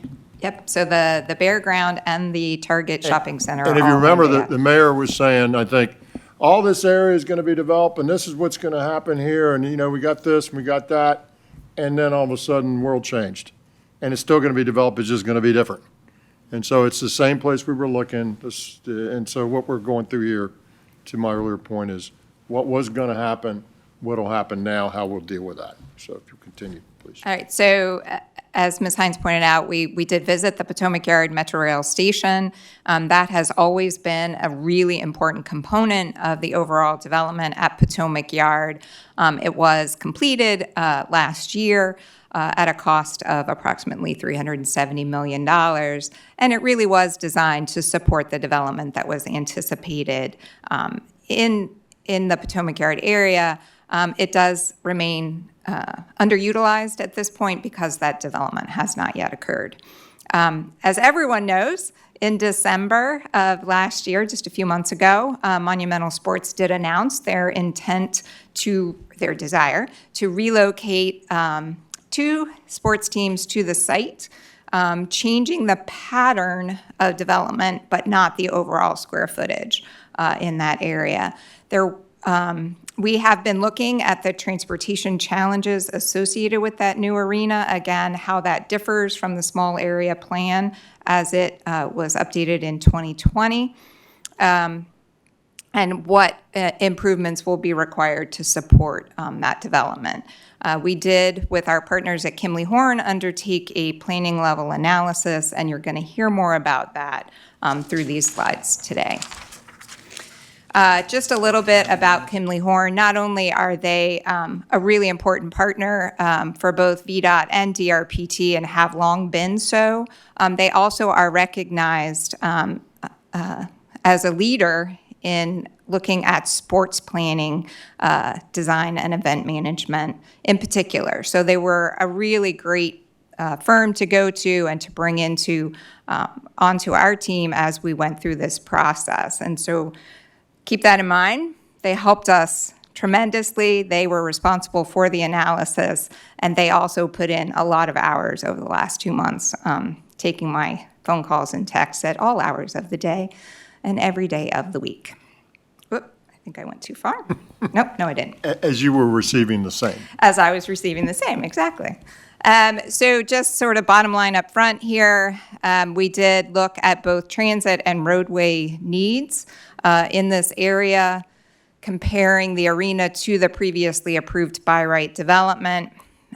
We have identified between $2.5 and $7.5 million of operating improvements on the transit side that Jen DeBrule will tell you more about, and $135 to $215 million worth of capital improvements for both transit and roadway. I know these seem like really big ranges. That's because we're at a very low level of design at this point, and so we've got really high contingency built in. That contingency will allow us to refine the improvements as the city goes forward with a more detailed analysis. And Ms. McGee, if you'll allow me, as we go through this, you'll see that at every step along the way, we were extremely conservative in the assumptions that we made. And so she'll detail that out. There's a bunch of contingency in here, right? And we know there needs to be, because this is a planning level estimate, but there's a bunch. And we're using, to her earlier point, we're using the best people in the business to do this, along with our best-in-class staff internally. So we're pretty darn confident in terms of where we are with all of this. But understand that we have modeled it on a very conservative basis in terms of when people show up, how many, where they come from, da-da-da-da-da-da-da. It's modeled extremely conservatively, and you'll see that. And obviously, we did that because we don't want to come back and say, well, we didn't do a good job of forecasting or modeling here, and we need some extra help. That's not a position we're going to be in, and so I'm just telling you up front that we're very careful about that. Secretary, Yes, sir. this may not be a relevant question, but is there any review of the assumptions with regard to attendance? Yes, Yes, sir. yes. But Because as we there- go through, you might see because some there are a more. lot of people in Maryland who are saying they're not going to make the trip down to Northern Virginia, and the expectation not to pick up customers from Virginia to make up for the loss from Maryland. Yes, but if you'll go ahead. Okay. All right, so let's walk through some of the assumptions that went into this analysis. Again, we compared by right to the arena development. As was just pointed out, the arena is planned to be approximately 20,000 seats. but also include a concert venue and other mixed-use developments. So all of that Phase 1 development generated traffic goes into our analysis. To your point, our trip distribution for the arena part of that travel is based on ticket sale information that we received from the developer. It is entirely possible that ticket sales could change. But that's going to happen with any sports team in any arena, whether that arena moves or not. Over time, that fan base will shift. And Ms. McGee, if you'll allow me, you also need to understand, and there's some sensitivity analysis around this, because ticket sales data says, what address do I send your tickets to? That does not mean that's where you come from to go to the game. You can have offices, you can be coming from a different place all the time, and so there's vagaries in that data to begin with. So there was some sensitivity looked at, and you'll see some of that as we go forward. Secretary, just a quick question. Developer means JBG Smith or Monumental? Together, both of them. Both of them, thank you. All right, so with respect to mode split, that's an important consideration for this analysis. We began with a 50% non-auto, so that includes transit, walk, and bike. I will say that we did do some sensitivity analysis around that to make sure that if that fluctuated, our improvements on both sides could still handle the demand. Peak travel, we looked at the 5 to 6 p.m. Time period based on that being declared the peak period in that small area plan. So we wanted to make sure we were putting our site-generated traffic on top of the highest demand levels in the network already. We did consider parking specifically. The development is to include 2,500 spaces in an underground garage. And a number of off-site locations have also been identified. Importantly, there are JBG-controlled garages, or JBG-owned garages in Crystal City that have capacity in the evenings. They're office buildings, and so there's capacity in the evenings, and they intend to run shuttles from those garages to the arena. Additionally, we have identified spaces at nearby metro lots that will allow people to drive to the outskirts and take metro to the site. And those folks are considered in our metro analysis. So I just want to point that out. Chairman, did you guys consider the VRE at all? Sellers. Go ahead. The sellers. Let us go through a little bit of it, okay? Let us go through a little bit of it. Pattern. Yeah. There's more assumptions coming and more information coming. Jen will talk about that when I turn over the clicker. I do want to point out, as the Secretary mentioned, we did take very conservative approaches as we went through this analysis. We did assume that it was a sellout crowd, which means 20,000 people coming to the arena. When we look at attendance data, the average is much lower than that. But we wanted to make sure we could handle that peak load if and when it should occur. We also, again, loaded that traffic on the network during the PM peak. So the highest commute time. Correct. For regular folks coming and going, and 100% full. And that's not reality, but that's what we modeled at. Recent data shows that average occupancy at Capital One Arena is 65% across all events. And 35% of those events occur on the weekends, Saturday or Sunday, even higher if you count Friday, which has a different commute pattern as well. All right, so the question about where people are coming from, this is the data we received from Monumental through JBG. This is based on ticket sales for 2022-2023, and it shows you where the addresses listed on those ticket sales are occurring. These numbers might look a little different than what has shown up in news reporting, and that's because these reflect the number of tickets sold. So not just the fact that there's an address, but how many tickets were sold at that address. So we could load that demand on the network, both for transit and for roadway. Again, it's possible that this could shift over time, and we'll be watching that. But this was the best data we had for distribution in terms of loading the network. Granular. So now we're going to, go ahead. Yep, I'm going to turn it So, over to. Ms. Sellers, we'll get into some of that here to answer your questions. It's in these slides. All right, thank you, Mr. Secretary. So when it came to the multimodal improvements, we had a number of overall objectives with the goal of having at least half of the individuals going to the arena to go via a non-automotive or non-automobile mode. So we looked at several different things. We looked at how we could align the timing and the amount of rail and bus service to help serve events, whether that's staff or attendees.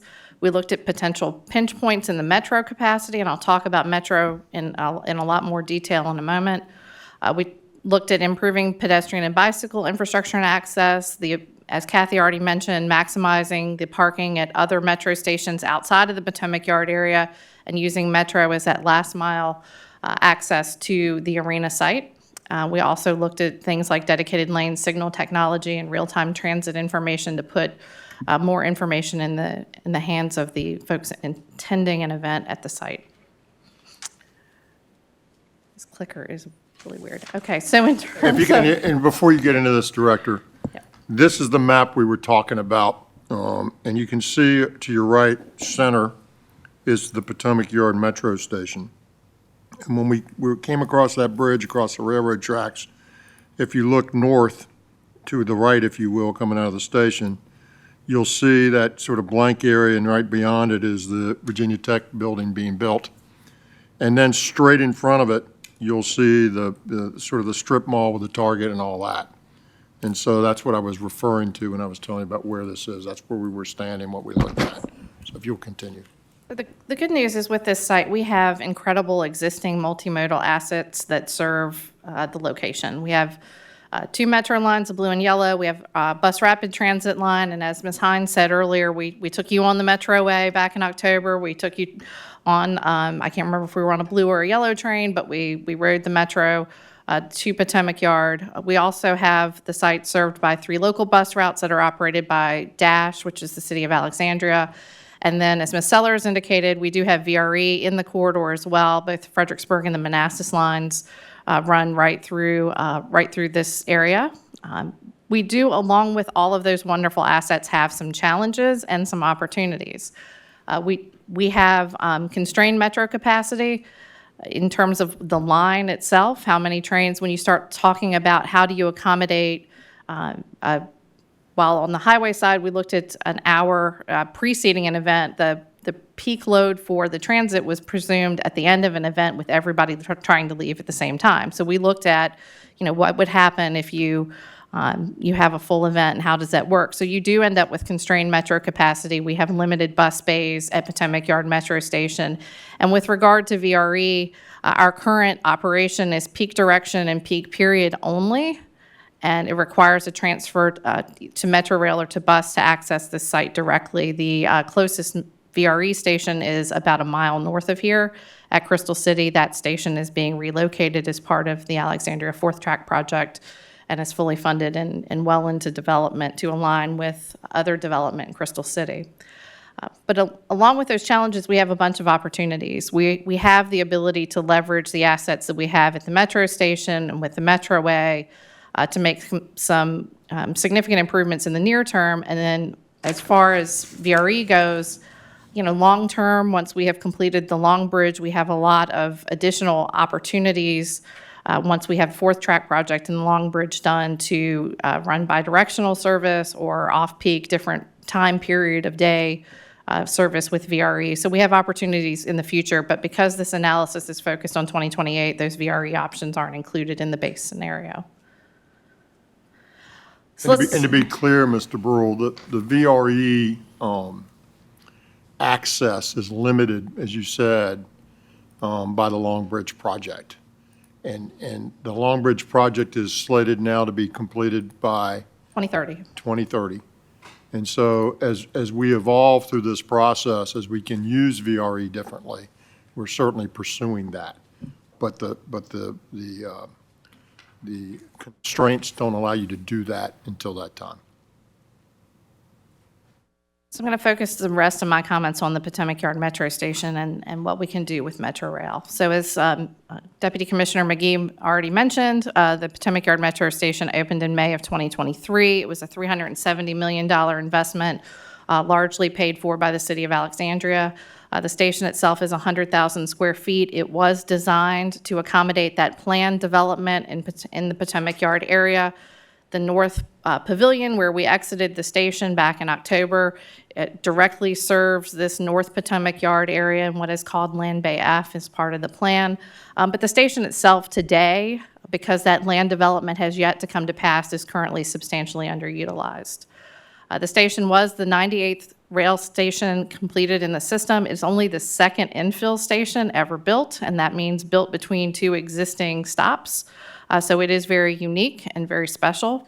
It is anticipated to become one of the first rail stations in the country to become LEED certified, and it has some beautiful art and transit installations to create a sense of place. It was built for a development like what we're talking about. And so if you've been there, it's beautiful, and I'm going to walk you through what we looked at with the station and what we, from a planning perspective, see as some opportunities to improve the station to accommodate the arena site. So in terms of looking at the capacity and looking at how the station may work, we looked at a number of pinch points. And again, you've been in the station, so our platforms, the escalators to connect the platforms to the mezzanine, the fare gates, ticket vending machines, and those bridges, those long corridors, and the North Pavilion are all things that we wanted to look at to see how they would be impacted by a large number of people accessing the station after an event. Some of you may be in some of these pictures because I believe they came from our tour. So we looked at, we had to look at not only the configuration of the station, but we also needed to look at the capacity of the lines themselves. Using that ticket access point data, knowing that we only have north-south rail service and that most of the folks leaving an event would be heading north on the metro system to get to points east-west, that's just, you're going to have to go back to the core, the way the system is structured. What would that look like if we didn't change anything related to the current infrastructure of the station itself, if we didn't change anything related to the service levels? And, what we saw was pretty much what we would expect, is that when you have 10,000 people heading to the metro station at the same time, you're going to have a very crowded station.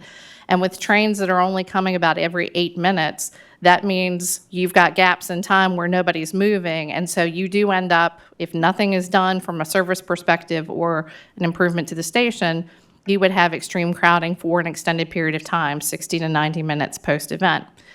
So that's why we looked at a number of different enhancements. We looked at service enhancements. If we added additional service, additional trains that are queued up to align with an event concluding at the arena, how would that help move people through the station? And along with that, looking at how we address the pinch points. And those pinch points are places like the fare gates, the escalators, anywhere where you've got kind of this tightening of space that you're trying to push a number of people through. We also looked at the bridges over the CSX railroad tracks and also the bridge to the North Pavilion, and saw opportunities in all of those areas where capital investments could be made to reduce the delay times and to help manage capacity.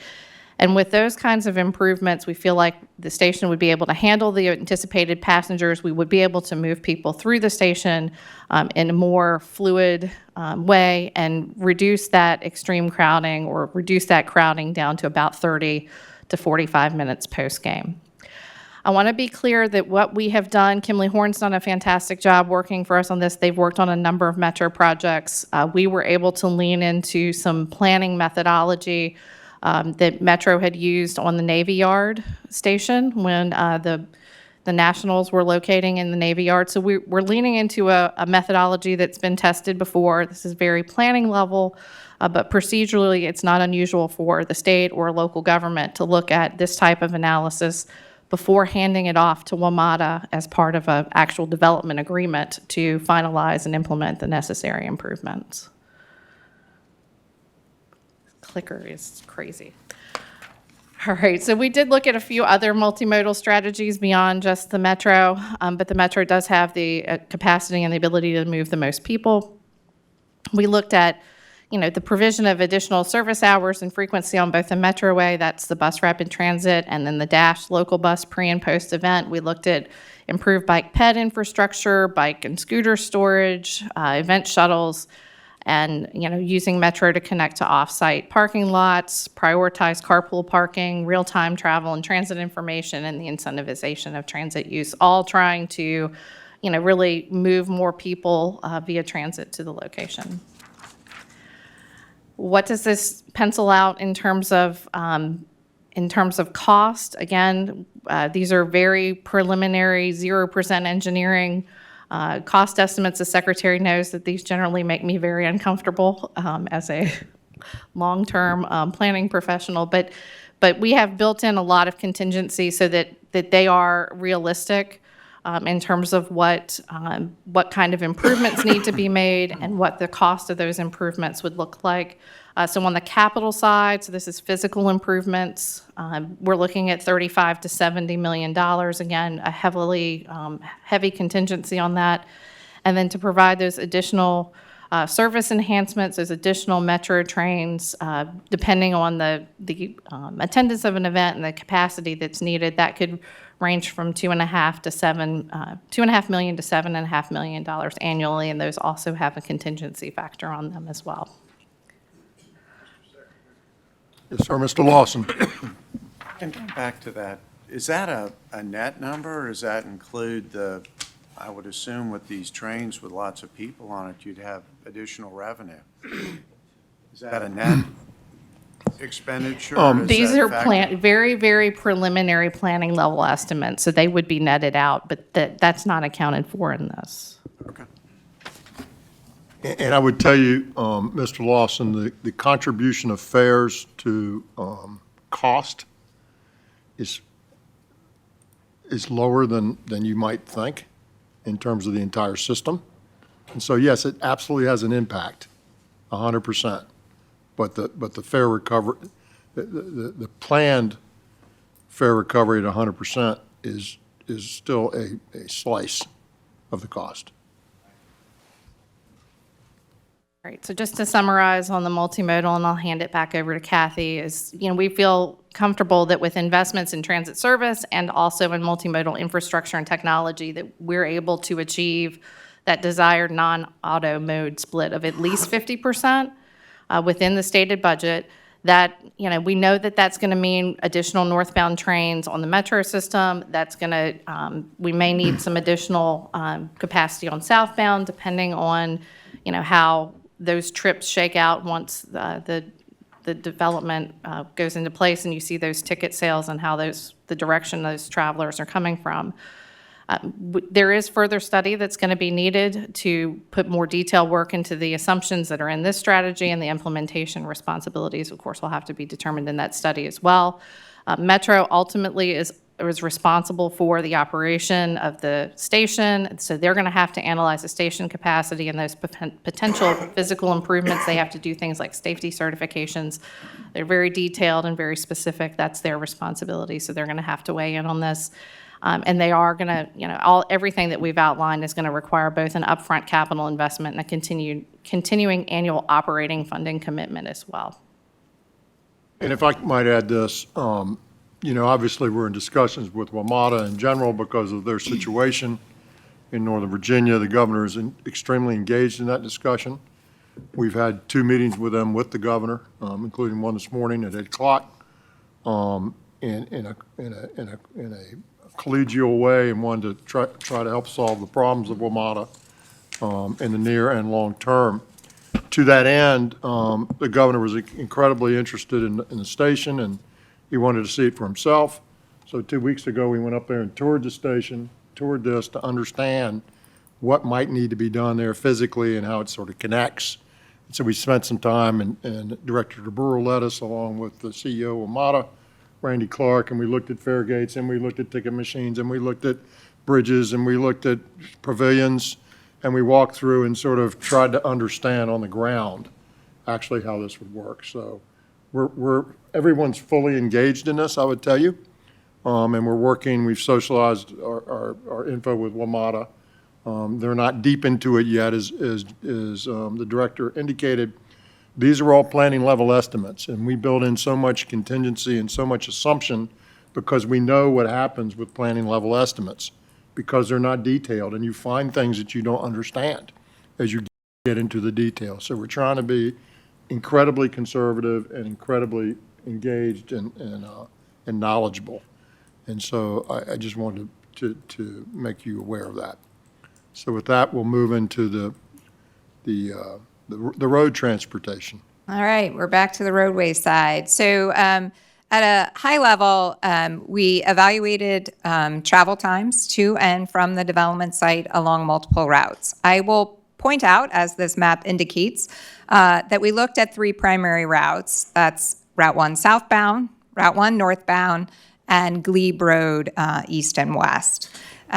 We've gotten some questions about why we didn't consider other roadways, Arlington Ridge Road, the GW Parkway. We did load some northbound traffic on the GW Parkway, and we do have recommended improvements at Slater's Lane to accommodate that. But we were attempting to create the most challenging conditions to make sure that we could accommodate the traffic by doing so. I would also point out that the city now has underway its more detailed analysis that they will require in order to move forward on their end, and a lot of those other routes will be addressed through that study. But we wanted to make sure that we could make it work under the most challenging conditions possible. We looked at both Route 1 as it exists today in Arlington and under the urban boulevard concept to ensure that we weren't doing anything that was detrimental to that concept. And spoiler alert, the results show that it works just as well either way. That the urban boulevard concept actually meters traffic to the site and does a good job of keeping things moving smoothly. We also did look at different values for mode split and auto occupancy. We assume an auto occupancy of 2.5 people per vehicle. National average for arenas like this is 2.8. So we also looked at 3 and 2 to make sure we bookended our assumption there. So looking at improvements we believe will be necessary. In the orange are the, if you can see these, hopefully better in your printout. In the orange are those improvements associated with the Amazon HQ initiative. You see the VRE station that Director DeBrule mentioned. In the blue are improvements that we believe are necessary at intersections along and near Route 1, primarily turning lane additions or extensions, and a lot of signal timing upgrades. And then in yellow are improvements on Glebe Road, adding a southbound left turn lane to eastbound Glebe, and improving the intersections along Glebe, reconfiguring them so that we can eliminate split-phased signal timing where that's happening today, because it's an inefficient way to move traffic when you have heavy demand.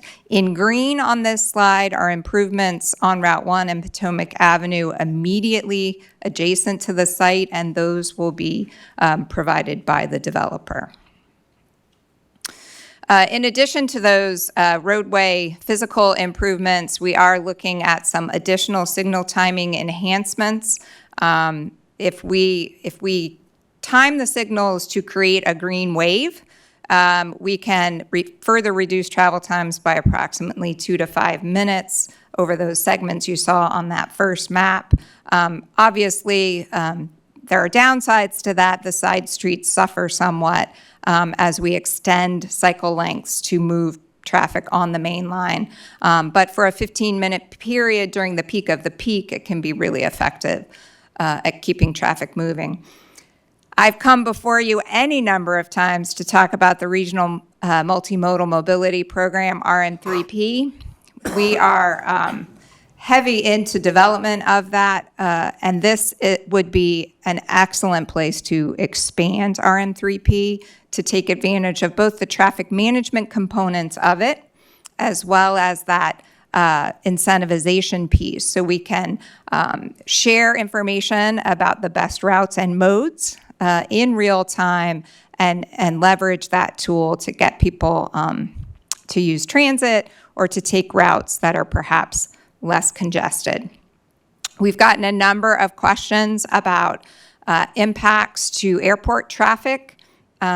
We looked at that specifically. If you're traveling southbound on the GW Parkway, it's not efficient. There is no efficient way to get directly to the site.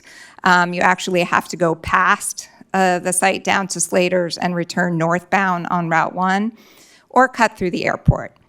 We definitely do not want people cutting through the airport, so we're looking at strategies to calm traffic through the airport and discourage that cut-through behavior. The airport also has an effort underway to look at their internal circulation, which makes it a great time to make sure that it is designed to discourage cut-through traffic. If you don't cut all the way through the traffic from through the airport from essentially 395 south, inside the airport, you have to make a really wonky U-turn maneuver that would be very easy to cut off. So on the roadway side, we have improvements ranging from $65 to $100 million. Those do include some fairly significant intersection improvements, Slater's Lane, Glebe Road at Route 1, as well as that 395 Glebe Road interchange. Again, we have 60% contingency on these numbers to give ourselves room as they are further refined. There are the JBG site-related intersections that are not reflected in these numbers because they are being paid by the developer. But with the multimodal improvements Director DeBrule mentioned, we are at a total of $135 to $215 million in capital investment. And Deputy, let me jump in here for a second. Absolutely. So one of the questions as we laid this plan out, and it certainly has been well received by the cities and the county and others who have looked at it as comprehensive and deep enough with enough contingency and assumption in it that gives us all great comfort that it works. But the question becomes, how do you fund it, right? And so you may be aware that associated with our, and the deputy mentioned this a moment ago, associated with our involvement with Amazon, previous boards have allocated money to do some improvements in the corridor. And we have some money we've spent, there's other monies that have gone into it. But right now, we have an account that has $133 million in it that has been allocated by a previous board to do the Urban Boulevard project on Route 1. That money is not sufficient to do the project, but nonetheless, it's still in our plan. And is current money. It's money that's cash money that's sitting there today, not later money, not bonding money, it's cash money in the account today. And so, as you heard the deputy say, this plan will move traffic appropriately, whether there's an urban boulevard or whether there's not an urban boulevard. Currently, the urban boulevard is slated to go to right-of-way acquisition in 2030 and to construction in 2032. And so that $133 million is sitting there in an account allocated by a previous board in cash, and it's going to sit there under the current plan until 2030, until we start spending serious amounts of it. Okay, so 6 years from today, we'll start spending that money, and that's really not a good plan in my book, because you know what the ravages of inflation will do to us and have done to us. And we got a lot of cash sitting there not bringing any value other than, not bringing any value and decreasing in terms of its buying power over that period of time. And so we looked at that and we said, well, we don't want to change the plan, right? So how do we make this work? And in essence, what she's put down here is we hold the urban boulevard harmless. We just say that's going to stay the way it is. But we don't need the money for that till 2030 or 2032. And we've got cash right now. And so the concept, the funding plan that we have would take the current money, set up a new UPC, a new project. We'd move the current money to the new project, the ones that's just been described here. It's some spending according to when we need it.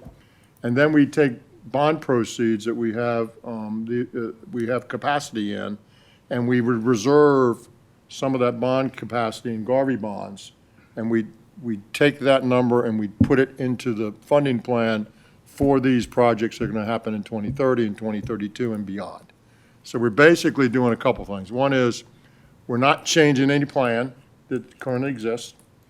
We're not defunding any plan per se, although there won't be cash on it, there will be bonding authority, and we would do that at the same time. And we're using the money, instead of letting it deteriorate over 6 or 7 or 8 years, we're using the 133 and getting value. And we don't have to pay any interest on Garvey bonds that we don't draw down. So we draw them when we need them. So from a financial perspective, it really makes a heck of a lot of sense. And frankly, even without this, we ought to be thinking about, why do we have $133 million sitting in an account doing zero other than losing value for 6 or 7 or 8 years? That's not a good place to be. And so I'm sorry I sort of jumped in here, but at the end of the day, that's what it does. So the current plan, in terms of what is in the 6-year plan, in terms of the infrastructure that would be impacted, does not change. The $133 million that's put on that is sitting there to waiting to be spent till 2030 and 2032 and beyond, gets spent when this project gets kicked off, and we get the value of that. We come back at the same time and say, okay, we got a funding mechanism. This is an administrative thing we can do. This is not a CTB thing. We change the color of money.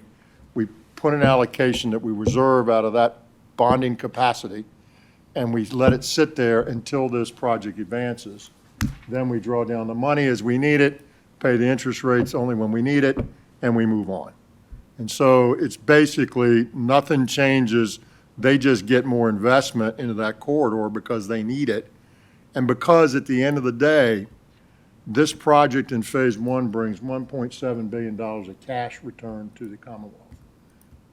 A big return to the city of Alexandria as well. And over time, it's over $4 billion, $4.5 billion of cash on cash return when you go through all 3 phases. That is a return that's based on no upfront money in the deal, but based on some transportation infrastructure that we would do to improve that corridor. Now, you've seen a number of 215, which was sort of our high number with lots of assumptions and lots of contingency in there on the capital side. And we have $133 million. So you might say, well, where's the rest come from? And the answer is, we have an agreement with the city of Alexandria to share these costs. It's not, I can't tell you exactly what it will look like, but I believe the 133 from us is sufficient, and that we will work with Alexandria over time to get, or not over time, but we'll work with Alexandria so that over time it will be, their piece would be funded as well.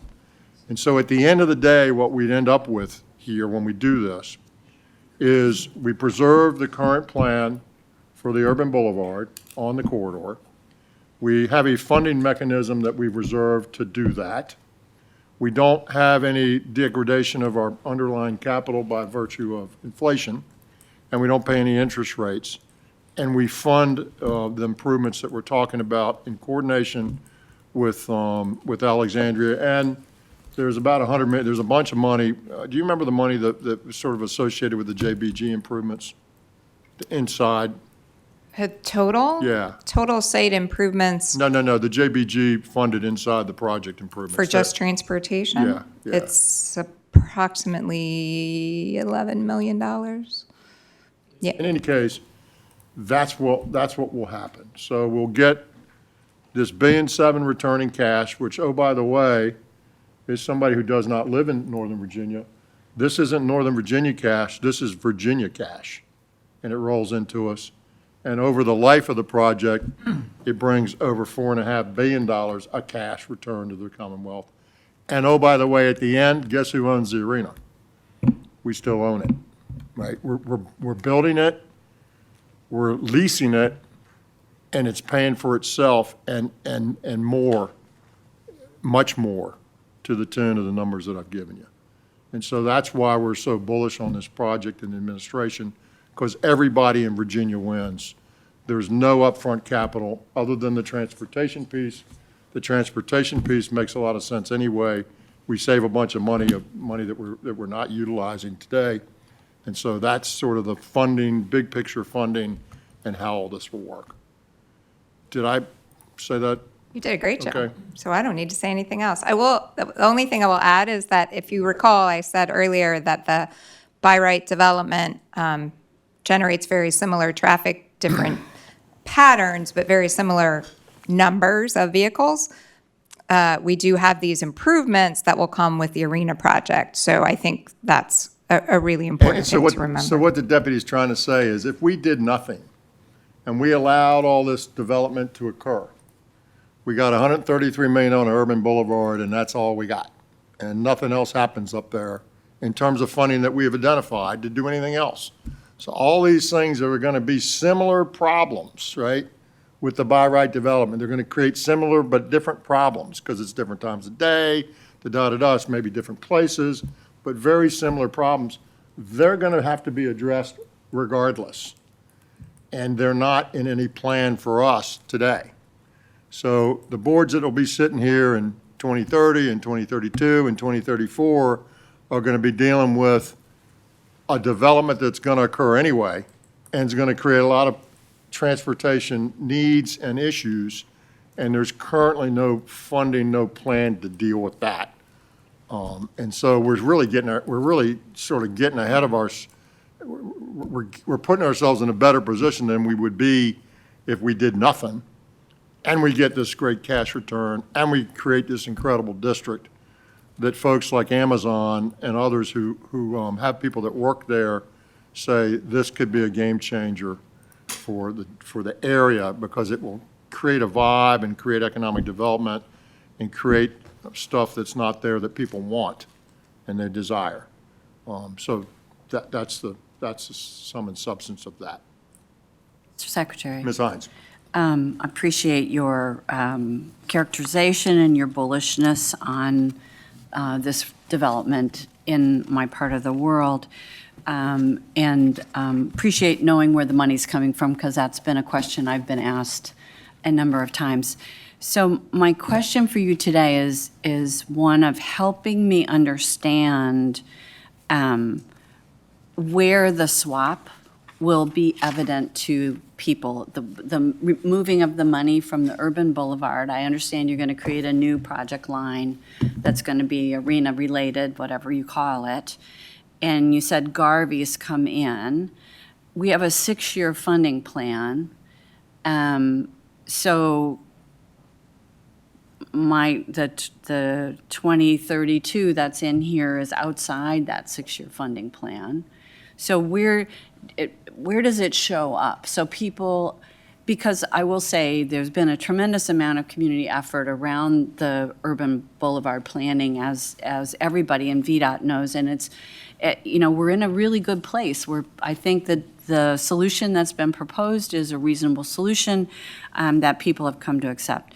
So I think it's important for people in Northern Virginia to understand that that state commitment is there, and where will they see it in the actual funding plans? So the UPC for the urban boulevard will not change. It'll still say 133 million? It'll still say 133 million. I see. And we'll add a new one For the that'll other. say something else. Okay. And the old one we'll take the cash off Yep, and we'll put debt on it.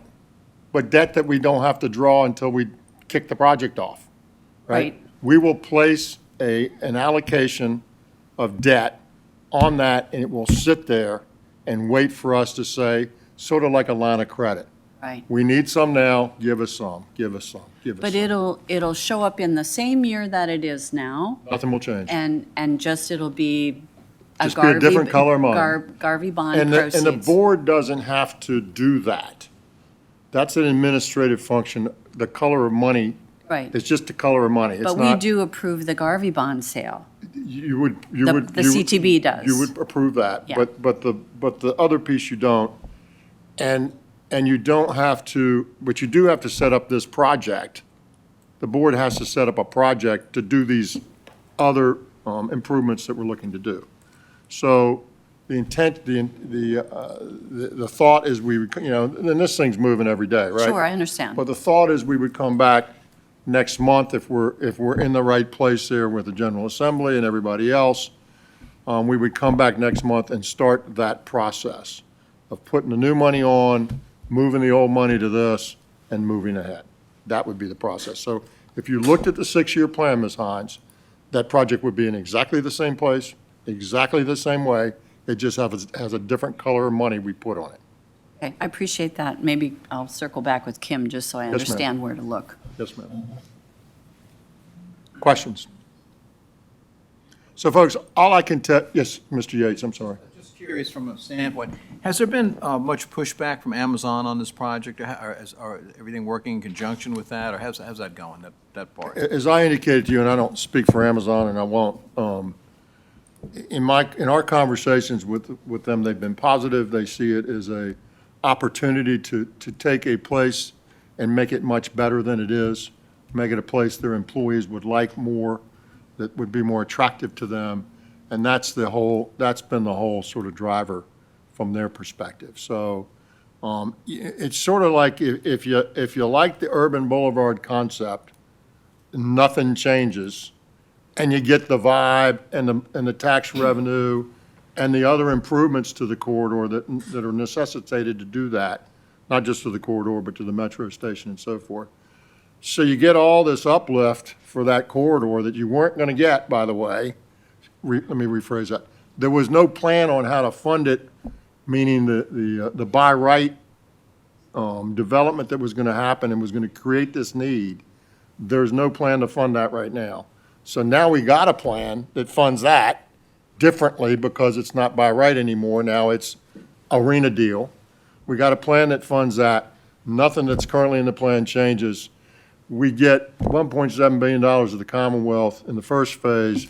We get $4 billion in some, $4.5 billion through all phases with no upfront dollars and very minimal risk. I mean, it floats all boats in the Commonwealth, which is why, as a Hampton Roads guy, I like it from a Hampton Roads perspective because the Commonwealth's going to have more money that is not because of new taxes. It's not because of anything other than we got new business that's coming in is going to pay for an arena and then send us some more money. That's what's going to happen, and it's an incredible opportunity for the Commonwealth. So it's particularly, and I'm doubling down on that because folks that don't live there say, what's in it for me? And I understand that. And I don't live there. I'm familiar with it, as Ms. Hines knows, but I don't live there, and I've never lived there.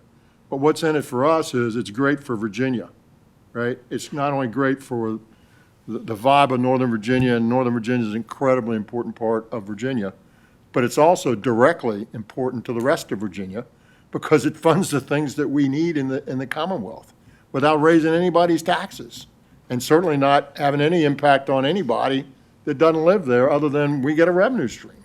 I mean, to me, it's a beautiful thing, and that's why we're so excited about it. Other questions? Question, Mr. Yes, sir, Secretary. Mr. Merrill. So in looking at this slide here, it says we're going to be requested to transfer funds to this arena project. How do we assure ourselves that the money for the urban route will be appropriated Part of our resolution. outside the 6-year window? Are we able to do that? It's the same way it is now. But, Mr. Merrill, the plan is in, the project is in the plan. It will not change how it's in the plan. It's only, I'm changing how I'm putting money on it, right? I'm changing the color of money from cash to debt. That's what you're doing, right? That's the only thing that happens. You change the old project from cash that's sitting in an account today, losing value, which will lose value for the next 6, 7 to 8 years, because that's what a previous board did. They put that money in cash on it just to make a marker, if you will. And we're saying, why put good cash on a project that's not going to be done for 6 or 8 years? Use the cash today, put debt that doesn't cost you anything because you're not drawing it till you need it, put that on that project, and when you need it, then you sort of like the line of credit analogy that I used, you just draw that debt. So the board would do all those things. If you looked at the plan, you wouldn't see any difference, because we just changed the color of the money to fund it. That's it. Mr. Kaspertz. Does that answer your question, Mr. Merrill? Partially, but the urban project will not be in the 6-year plan because it's outside the window. Sir, no, I can't. I don't know how to say it any differently. It's not going to change. Zero change. None. It stays in the plan just like it is. It's in the plan today. It'll be in the 6-year plan tomorrow. I know it's outside the window. The funding is already there for that. All we're doing is changing the color of money. We're not changing the timing. We're not changing anything else about it. We're merely saying, instead of this cash being used for that project, we're going to use debt for that project, and we're not going to borrow the debt, although we will have it reserved and allocated. We won't borrow against that line of credit, if you will. So it's sort of like going to the bank, setting up a line of credit, but not using it until you need it. That's what we're going to do, and we'll take the cash, and instead of waiting for that to degrade over 6 or 8 years, we will use it now, and we'll end up sort of doubled up, if you will. So the whole project stays in there with debt, the new project comes in with cash, everything else works the same. Mr. Kaspertz. I guess understand what you're proposing, but my question would be, what services the debt that we don't currently have on the $133 million that's sitting in the bank account ready to support this project? Same thing that would service the projects that need to be done up there 10 years from now that are going to come from the buy right development. I'm sorry, it'll come from what? The development is going to happen there, right? The development, we'll pay the garbage out of the same way we pay all the garbage. So there is an additional funding commitment that will need to occur to service the debt? No, it will just come out of our revenue stream, just like all the other garbage come out of our revenue stream. We have capacity to do it. Is it new money on the corridor? Yeah, it's new money on the corridor. Does it have to be paid for from someplace? Absolutely. Yeah, doesn't come out of the sky. Absolutely. It's new money on the corridor. Thanks for that clarification. 100%. Has the arena been approved by the city council? Not yet. They're waiting for the General Assembly. I was going to say, and then has the General Assembly approved their taxing authority, and is that a way to generate the bond, to pay for the bond associated with Listen, it? we're not going to negotiate the deal here. We're going to do the transportation part of this, right? And the legislature's in this, the developers in this, the administration is in this. So I don't know exactly what it looks like when it comes out of this in the next month or so, as the legislature works through their process. I don't know exactly what Alexandria is going to do, but I think I know what they're all going to do. And so if you're asking me, is this board going to go try to find a different funding stream that's outside of what we have currently, the answer is no, we're not. So if the General Assembly denies the taxing authority, because the General Assembly would have to approve the taxing authority to do the ticket If the arena sale. authority is not approved, Ms. Sellers, So then if the they whole don't deal goes approve away. that, then what would happen? Would that 133 million go back to the cash, or how would we do that? Well, what I would tell you to do is not to do that, to still keep the debt and go get some other project to happen faster that's ready to go. That's what I would tell you to do. Because otherwise, as I said early on in my comments, regardless of this deal, I think it's bad policy financial policy to have cash sitting around, and we look at this all the time. We have cash sitting around not doing anything. And we're in the ravages of inflation, and you know what has happened over the last few years. Well, it's going to continue at some level. And so just having cash sitting there not doing anything doesn't make any sense. We should be taking all of our projects, and as long as they're ready to go, if we have cash, we ought to be, everything else being equal, we ought to be getting projects done. Because one, you get the value of the project. Two, it costs you less than if you waited. So I would, if this was somehow not going to occur, I would come back and say, this isn't a good way to do this, folks. We shouldn't have that kind of cash sitting around there not going to work.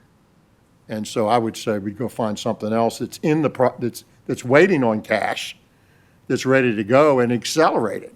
Get it done, right? Something that's in our plan, but we want to do, but we don't have the cash for it.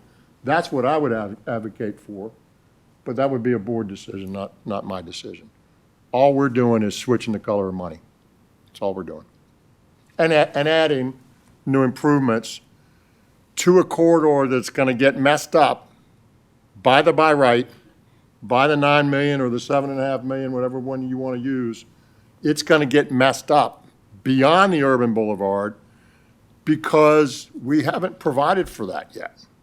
Mr. Secretary, I appreciate that the state has not provided for that yet, but I do have to speak up in defense of the transportation planners and the city and county planners in Northern Virginia. When that much development is approved, there is either developer-funded or other plans, and it will evolve over time. So it's not like bringing in this whole thing and plopping it all at once, which is the plan, and we'll do many of the things that you say, but I don't think it's fair to the region to characterize, if this deal doesn't happen, that it's messed up and nobody's thought about it. That isn't true. Ms. Hines, I didn't say anybody's thought about it. I said there's no funding plan from the state. And let me say this. Well, exactly right, because Ms. they Hines, would let me- apply, they would apply for Smart Scale, they would do a number, they would go to the regional body. May I They- finish? Let me help you. I don't I'm need not- help, sir. Well, you're saying something I didn't say, so I'm going to help you get it clear, because I didn't say that. So what I said was there's no funding source from the state. And the by right, Ms. Hines, does not have to go back to the council. The by right is done. That's right. They can do whatever they can do under their current by right zoning. And what I'm saying is that's going to create a tremendous amount of impact. And currently, the state, I didn't say the region or the locality, currently, there is no funded plan to deal with that. This, on the other hand, creates a funding stream to deal with the same things in some respects that are going to occur if we do the by right. And so we get ahead of that. We get ahead of that process. We fund them and get them done earlier, and we're in a better position. This has nothing to do with the localities. This has to Well, do with I appreciate our that. money that's in the. I appreciate that clarification, sir, because to me, it sounded like you were saying nobody's thought about this. That's why I was trying to be clear. What is true is that the state is not involved, just as they weren't involved in Arlington, and they're not involved in Tyson's, and they're not necessarily involved in Alexandria in planning transportation improvements, because we take those on ourselves, and we use the resources we have generally and seek sort of the top-off funding, if you will, from the state through the programs that the state has made available to 100%. us. And now you're gonna so get- that's, I don't want anybody who's listening, or any of my colleagues, to think that Alexandria has not thought through. I didn't say that whatsoever. Well, I it was, I will tell you that that is what I thought I heard several times, and so I that wanted to be is. clear. So I appreciate that. There's no state-committed money. And that's exactly And this will so. bring state-committed money. That's So you're way ahead of the game in terms of where you would be if you didn't do this. That's what I'm trying to say. No, of course they've been thinking about this. They know, that's why they funded the metro station. Exactly. I And was it was involved in primarily that. Alexandria. We put in Yes. 50 million, but it was absolutely they've thought about it. I never intended for anybody to misinterpret my comments to that. Thank you. What I'm trying to say is there's no state funding committed to it. This would commit state funding to it and help the process. and would get them way ahead of where they would be otherwise. That's the beauty for the local folks in terms of this movement. And at the end of the day, like everything, we would be looked to try to help, right? We're getting in front and getting the problem resolved up front. So that's the beauty of it from my perspective. But yeah, listen, the transportation planners and the folks that run the counties and the cities in Northern Virginia are sophisticated people who have lots of resources to do really good work. And they do it every day. So I absolutely did not imply that, or didn't intend to imply that or let anybody infer that. It's merely talking about the money from the state. Thank you. Thank you. Mr. Secretary, Yes, sir. last question. Mr. and Merrill. I know you think I'm a slow hospital guy. Well, you are a hospital guy, Yeah, sir. so it's simple math to me. You're telling us that we have the authority to approve the issuance of $130-something million of Garvey bonds in 2031. I'm saying that the plan would be, That was a yes or no question. well, you don't get to determine whether I use yes or no. I'm the chairman. I'll answer it the way I answer it, okay? Thank you very much. This is not a courtroom, and you're not the judge. So let me help you, Mr. Merrill. I The need a lot Garvey of- bonds would be allocated and restricted in an amount equal to what it is today to put on that project. They would be there at the discretion of us to use them, sell those, take the proceeds, and fund the project. It would be in the plan exactly the same way. When you look at this, the six-year plan, you don't necessarily see a project and see where all the funding comes from and what the color of the money is. You just know it's in the plan. You can see that, but you don't always see that. We're changing the color of the money. So instead of being green cash, I'll call it blue debt, right? Or red debt or yellow debt or whatever you want to call it. It's debt.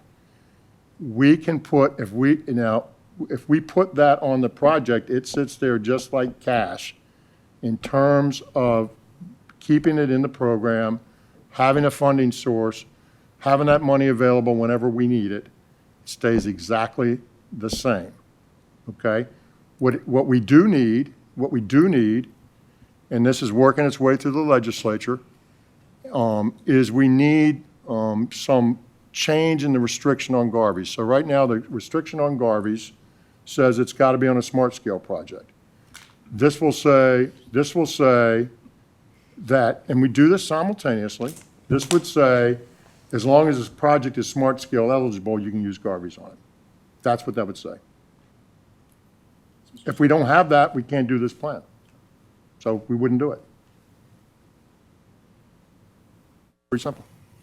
So, Mr. Secretary, that's a currently pending legislation issue? It's a bill. It's language that's in there. And let me tell you, it's not for this.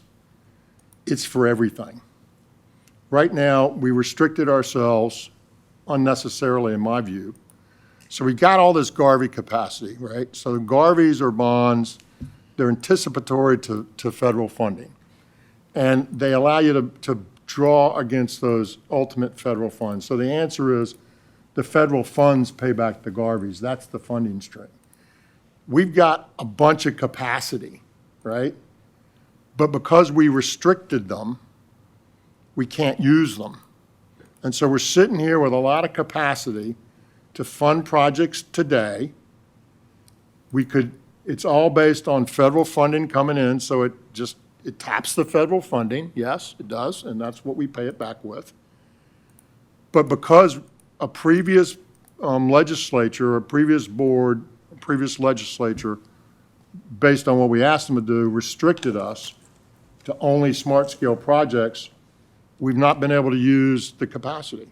So we got all this pent-up capacity to move projects ahead, which we should do regardless of this. If this didn't exist, I'd tell you to do the same thing. And we're not using that money. In the meantime, we're losing the ability, inflation is eating us to death, and we're losing the ability to put projects, get them going today as opposed to waiting for cash. And at the same time, we got cash money sitting there not doing anything. So none of that makes any sense.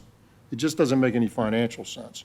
So if this project didn't exist, I would make the same argument for the exact same reasons, which is we've got all this fairly inexpensive money that we could put to use today. And if you make, I'll make this up, if a Garvey bond is 2% or 2.5%, and we're getting eaten 30% in inflation every year on highway construction cost, would you borrow the money at 2% to avoid the 30% escalation? Because I'd do it all day long, every day. And you've got a funding stream, the government limits you to your capacity, and we're not even close to it. So that's what we ought to do. And if by some happenstance this thing doesn't happen, I'd come back here and tell you to do exactly the same thing on some other project. Because it's just poor use, it's poor use of your cash. It's poor cash management.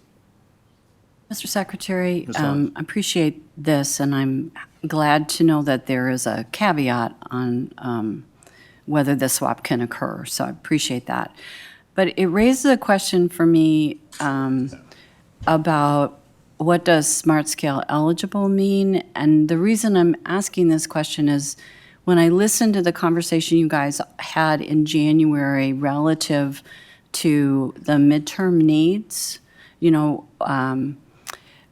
Mr. Smoot asked a question about what's eligible for smart scale funding and was told that it was items that were identified through the midterm needs process.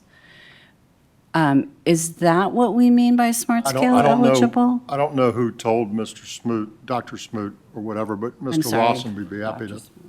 Anyway, tell you. perhaps I misunderstood what was said at the meeting, but I've been puzzling over it since I re-listened to the meeting. Yeah, to clarify, Mr. Chairman, members of the board, to clarify the statement about smart scale eligible, the current language says it has to be eligible for district grant or high priority projects. And funded through smart scale. So it's tied together. It has to be part of the smart scale process. It has to be, obviously, by nature of being distributed through smart scale, it's district grant or high priority. So that what the language is in the current budget, the introduced budget, it would open it up to say any project eligible for high priority, district grant, interstate operations monies. So it opens up how it could be used and takes the restriction to it having be distributed through smart scale.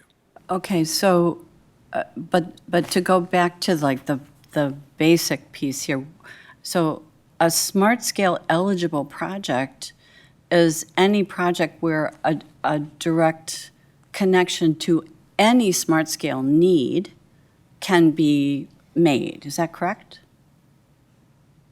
The need, yes, identifies whether it meets a V-Trans need, yes. And So- V-Trans need. But it has to be, yeah, and how it qualifies for district grant or high priority. Right, so Dr. Smoot's question was, is a locality limited to something that's identified as a midterm need when it puts in an application for smart scale?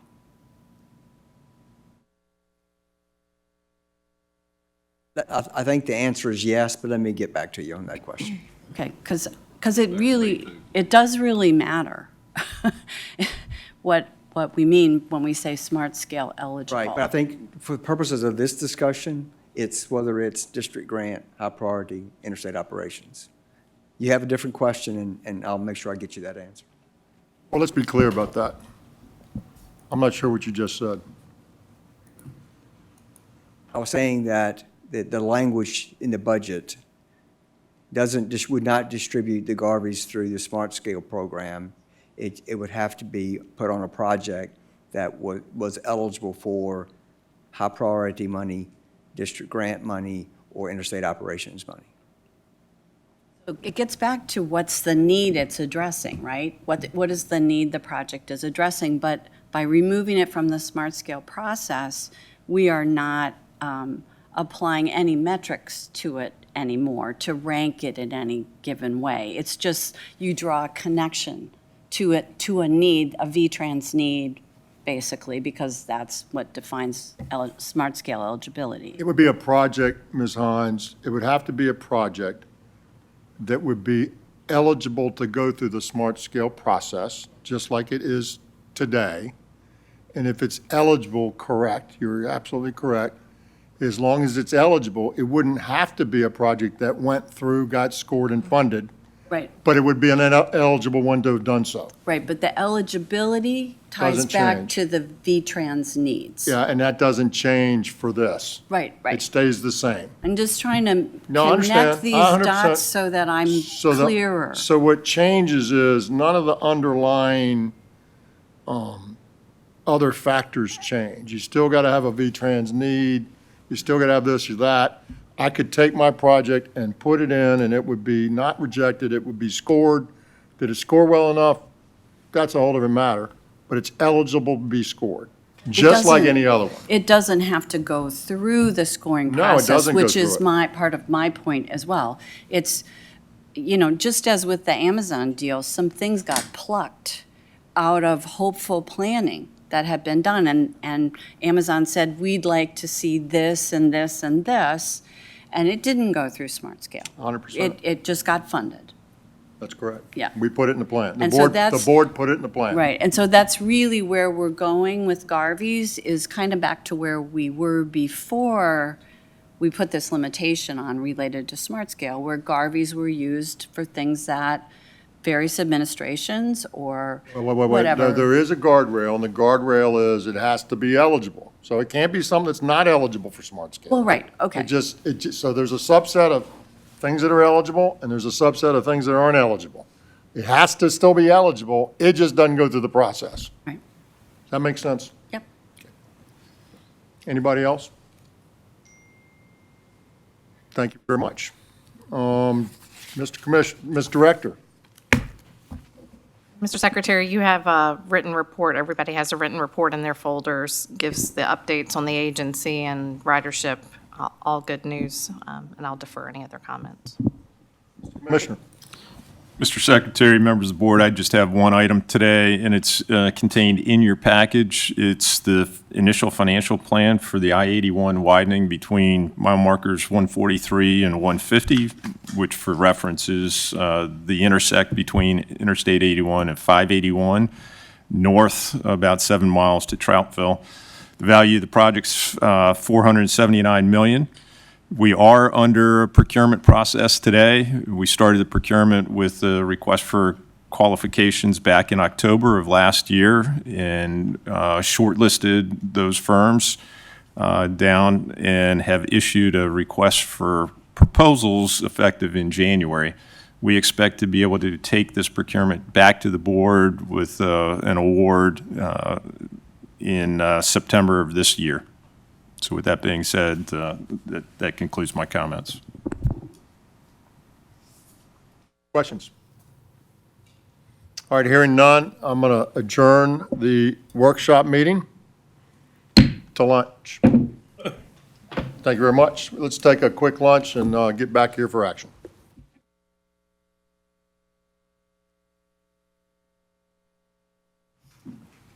Call the action item of the Commonwealth Transportation Board, February 20th, into order.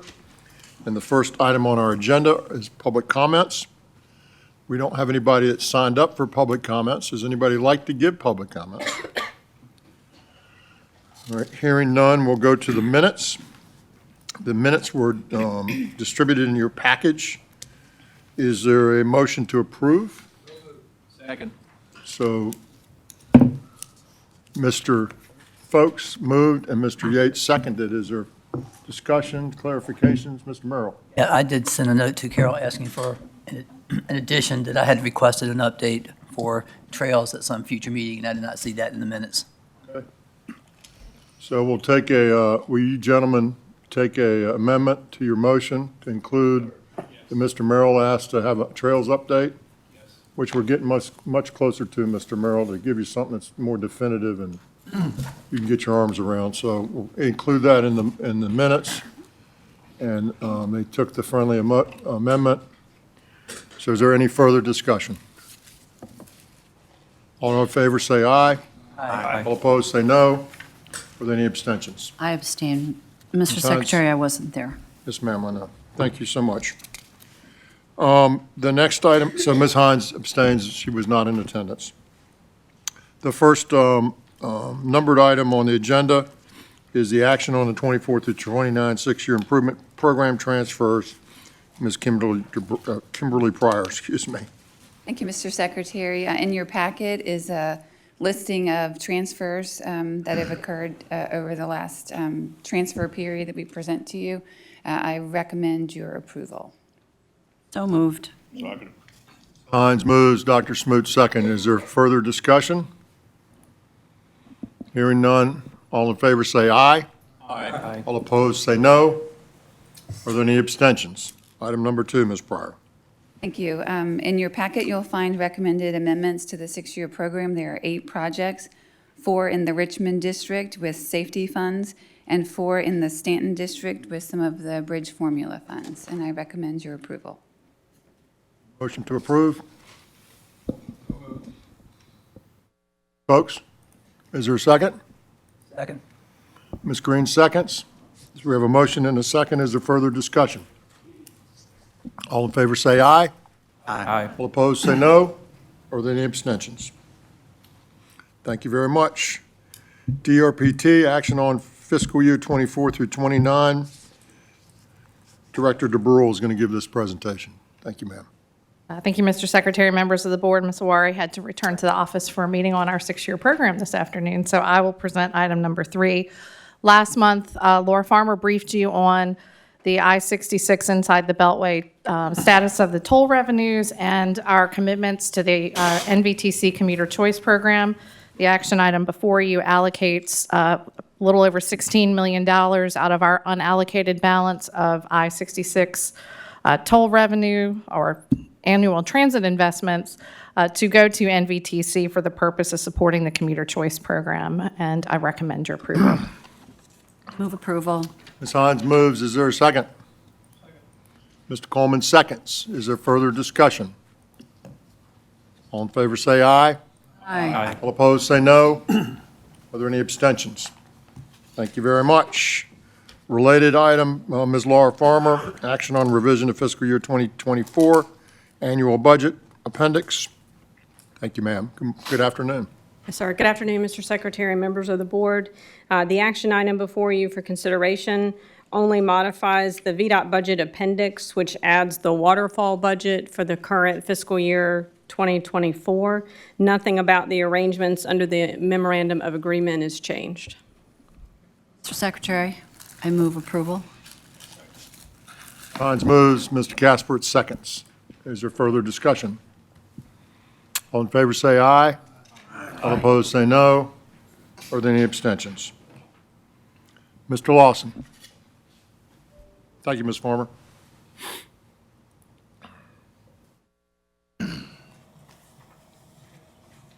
Mr. Chairman, members of the board, back over the last several months, we've been walking through the V-Trans mission objectives, guiding principles, et cetera. We brought to you last month the measures, and today, as we discussed at the end of last month's meeting, we're back before you today seeking your approval of the V-Trans vision, guiding principles, goals, and objectives as that are set forth in the V-Trans policy document that's attached in your policy Appendix A, and then the measures that we presented and discussed last month that are outlined in Appendix B. I recommend your approval. Mr. Secretary. Ms. Hines. Mr. Secretary, I have a lot of concern about voting on this today. While I was not at the last meeting, I did watch the discussion on the recording, but I'm also very mindful of the fact that these measures form the foundation for a lot of program evaluation that we do and a lot of project evaluation that we do.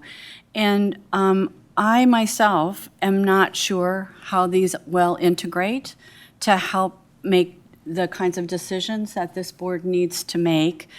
And I think we would all really benefit from a deeper dive to understand how these fit together. to really help us move the Commonwealth forward and move our transportation system forward.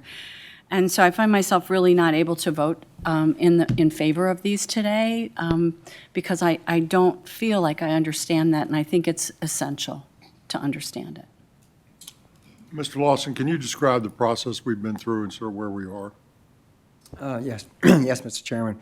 Back last, we started kind of reviewing the V-Trans process back last April, where we walked through kind of the V-Trans process, which is our statewide transportation planning process. We went through and we reviewed our vision. We made some tweaks to the vision. We retained our guiding principles. We laid out kind of the principles that we want to follow as we go through the V-Trans planning process. And then we, in many ways, we just tweaked the existing goals and objectives from where they were before. I don't think there were any major sweeping changes in any of the items. We just kind of fine-tuned them to be more direct in terms of what we were trying to accomplish. And then last month, I think what we did is we really tried to make sure we had some reasonable measures to we would be able to say, are we actually moving in the direction that our objectives would want us to be moving in? And like I say, we started on that back last April, May, and we've been back before you every month or two since then. All right. Mr. Coleman. Thank you, Mr. Secretary. Like Ms. Hines, I have concerns related to the lack, in my opinion, of specificity in the methodology to validate the goals and objectives. And I don't know how much of this is federal regulated or if it's our ability to put more meat on the bones, but I communicated with you, John, over the weekend. You were kind enough to share with me some information. And then yesterday afternoon, Carol sent out an email that had a little bit more information in it. But I still lack, I think, the understanding that we have enough meat on the bones to objectively look at the goals that we're setting out to perform. Everybody's interested in these goals. I for one, am glad we've taken this on. But how do we measure it? And that's my biggest stumbling block right now. Mr. Lawson? Yeah, Mr. Chairman, Mr. Coleman, I guess I'm struggling a little bit with you ask how we're going to measure when we have listed for every objective what the measure would be. And I'm just looking at the very first one. The objective is to reduce number of rate of motorized fatalities and serious injuries. And the measure is the change in fatalities and the fatality rate per 100 million miles traveled. So we know exactly how we're going to measure whether or not we've reduced it or not. Give me a little bit more explanation. Just to have a goal is to reduce fatalities, and you measure it by per 100 million mile, or 100, is it 100 million? 100 million, I think it is. Yes. Travel miles. Correct. Could you give me a little bit of an explanation? I don't even know what that means.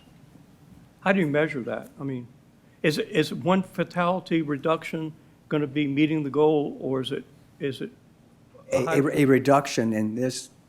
We have targets that we need to work on further, which we have not come back to you on. But the measure, and Commissioner, maybe you can add more here. I saw you motioning there. Clearly, if we know we have a trend that's headed upward or downward, and we know we want to be headed downward in this case. So there is a metric there that will tell us whether we are moving in the right direction. Now, have we moved as far as you want to move? That's a different question.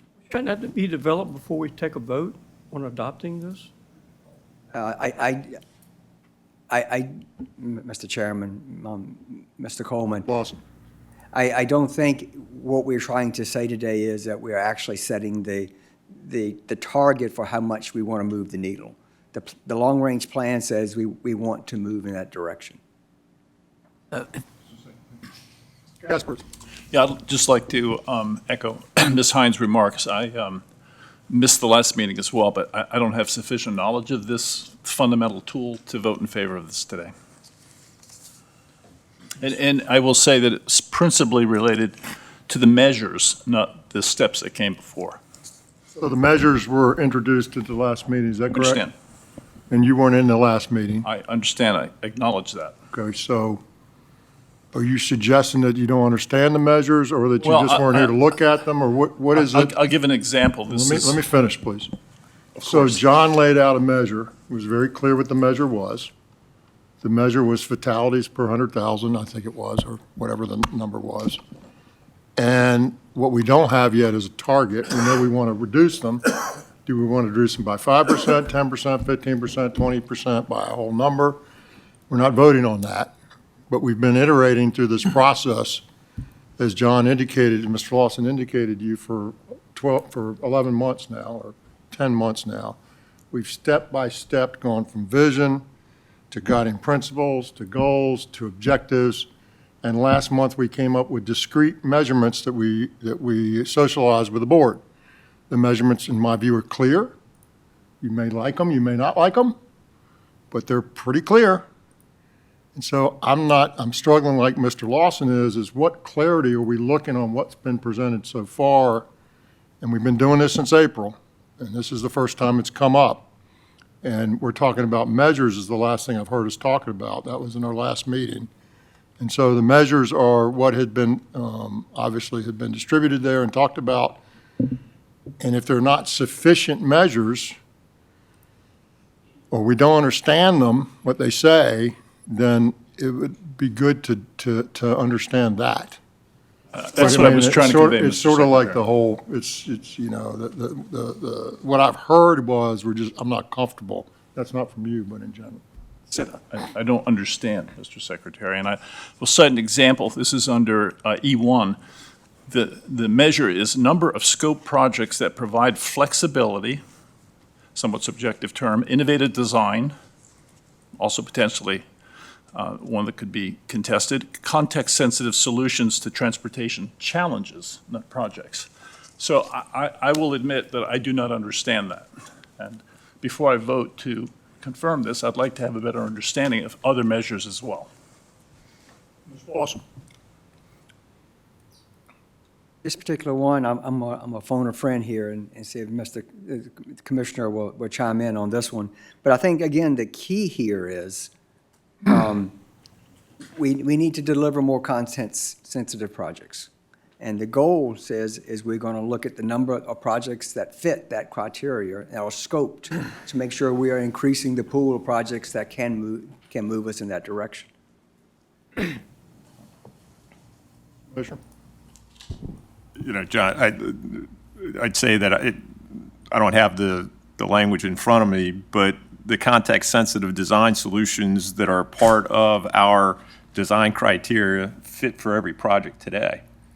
So as we develop the scoping, we're looking at context-sensitive design solutions that fit the environment that we're working within. So this is part of the standard operating procedures that we already have in place. I would think so, that every project we do is going to be context-sensitive to an extent. Correct. I guess I just re-emphasize my lack of understanding. Mr. Secretary? Yes, sir, Mr. Merrill. Yeah, so thank you, Mr. Lawson, Mr. Secretary. In terms of, is it fair to assume that you have the metrics outlined in the appendices? And I think those are pretty clear. But is the next step, there will be a specific begin point with a target point, and those will be updated over the course of the V-Trans cycle? Is that a correct assumption? Mr. Chairman, Mr. Merrill, yes, we do plan to define kind of our base points and our targets. So for instance, when we talk about under Goal D, the number of railroad crossing at grade, we will know how many we currently are not at grade and how many we try to get to grade. So we'll have a starting point and a target improvement point. That is correct. Mr. Lawson, how long does the V-Trans sort of model typically last? Not the targets, but what we've gotten to, what we've been inching our way through since April is the vision, right? The mission. Yes, sir. the goals and objectives and now some measurement tools. And what we haven't gotten to yet is what the targets are, right? But we've brought this ratably through the process so that we can sort of look at each one and build on it and get to where we are today. And so we briefed these measurements at the last meeting. We had discussion about them. We've had a month since the last meeting. And the question is, if we don't have an understanding of what's written on the paper, okay, I'm not sure that relates to the vision and the missions and objectives and the goals that we've been talking about since April. But at some point, we got to make some decisions here, folks. And personally, I don't care whether it's this month or next month or some other month, but we got to make some progress. We've been doing this since April, right? So if we're talking about we don't understand the target, the measurements as opposed to something else, well, that's a month old. Everything else is much older than that. At some point, we got to build on what we're doing, say we're good with that unless there's a reason we want to go backwards and move forward.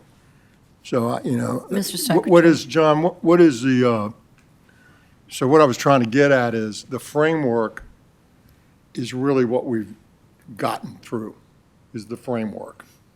Because we haven't set a target or a goal or a specific number yet. And those would change over time, right? They don't stay static necessarily. The framework typically would stay more static.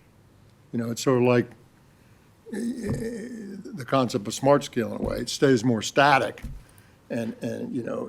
So John, can you speak to that and sort of see what the shelf life of this is and sort of how it works? Well, the last time these were visited, well, were 2019, as noted in the resolution. And if I may look back to Jatender, but I don't think in the past we have, to be honest, done a good job with targets and that component of it. Say that again, I'm sorry. So we haven't done a good job with setting the targets and the actual measurement piece of this. And that's a piece that we really put a lot of work in. I want to thank the Commissioner and Director DeBrule on helping work through those measures, because we worked hard to try to make sure we had measures that actually would tell us something as it relates to these goals and objectives. And having done that now, we do want to put forth the extra effort to get the targets in place to be able to say, are we going as far as we need to be going or as fast as we need to be going? Because we talk about fatalities, we know one is too many. Mr. Secretary, if I might. So I appreciate your honing in on the fact that the measures is the part that has had the shortest shelf life for us, if you will. 100%. And having worked with many of these measures we've seen before, but there are also some new ones that we haven't seen before. And one of the things that, again, I look at this as an opportunity to ground us all in what VTrans is and how we know we're making progress. And one of the things for me that's missing here is, where do these numbers come from that are the measures? So I believe that probably for the vast majority of them, staff has already identified a source. And the source is updated on some kind of a cycle. And that when you bring the three measures together, however many measures there are, for each objective, you should be able to answer the question of, did we move the needle? But there's also the bigger thing, which is that moving the whole system is a function of moving multiple needles and understanding how moving them together actually improves the system. And so what I'm saying for myself is, first of all, I want to understand better where these numbers are going to come from, but I also want the opportunity to dig in a little and ask the question of staff and my colleagues, if we look at these three measures, do we think we'll have a good enough understanding to help us make the policy decisions we have to make, which is a different thing than management decisions that the Commissioner makes and that Jen DeBrule makes, that Director DeBrule makes. So So it's just, this is a moment, and I don't want to drag this out any longer than next month, but this is a moment where we could have a deeper conversation about these measures and where they come from and how those numbers will help us do our jobs than we've had the opportunity to have, quite honestly, because we just got them last month. So have we asked a bunch of questions about measures in the last month that people are uncomfortable with? Have we done that? Because I haven't seen a lot of that. Mr. Secretary? I mean, I'm serious about that. I mean, listen, folks, at some point, with due respect to everybody else, if we lay them out there and we have a discussion about them, and they're clear, at least we think they're clear, and everybody says, and you go to the next meeting and you say, well, I don't understand them. I'm like, well, like, what did we do the last month? Are we going to do this just meeting by meeting? Or are we going to, like, only have our decision? I mean, like, if we got an issue, it should have come up in the last meeting or in the last month, right? We've had them out there. Mr. Coleman has sort of been uneasy about the whole thing, I guess, but we've been doing that since April. At some point, we got to make decisions here and move on. I don't want to rush it because it doesn't need to be rushed, but, I mean, Mr. Secretary? Mr. Law.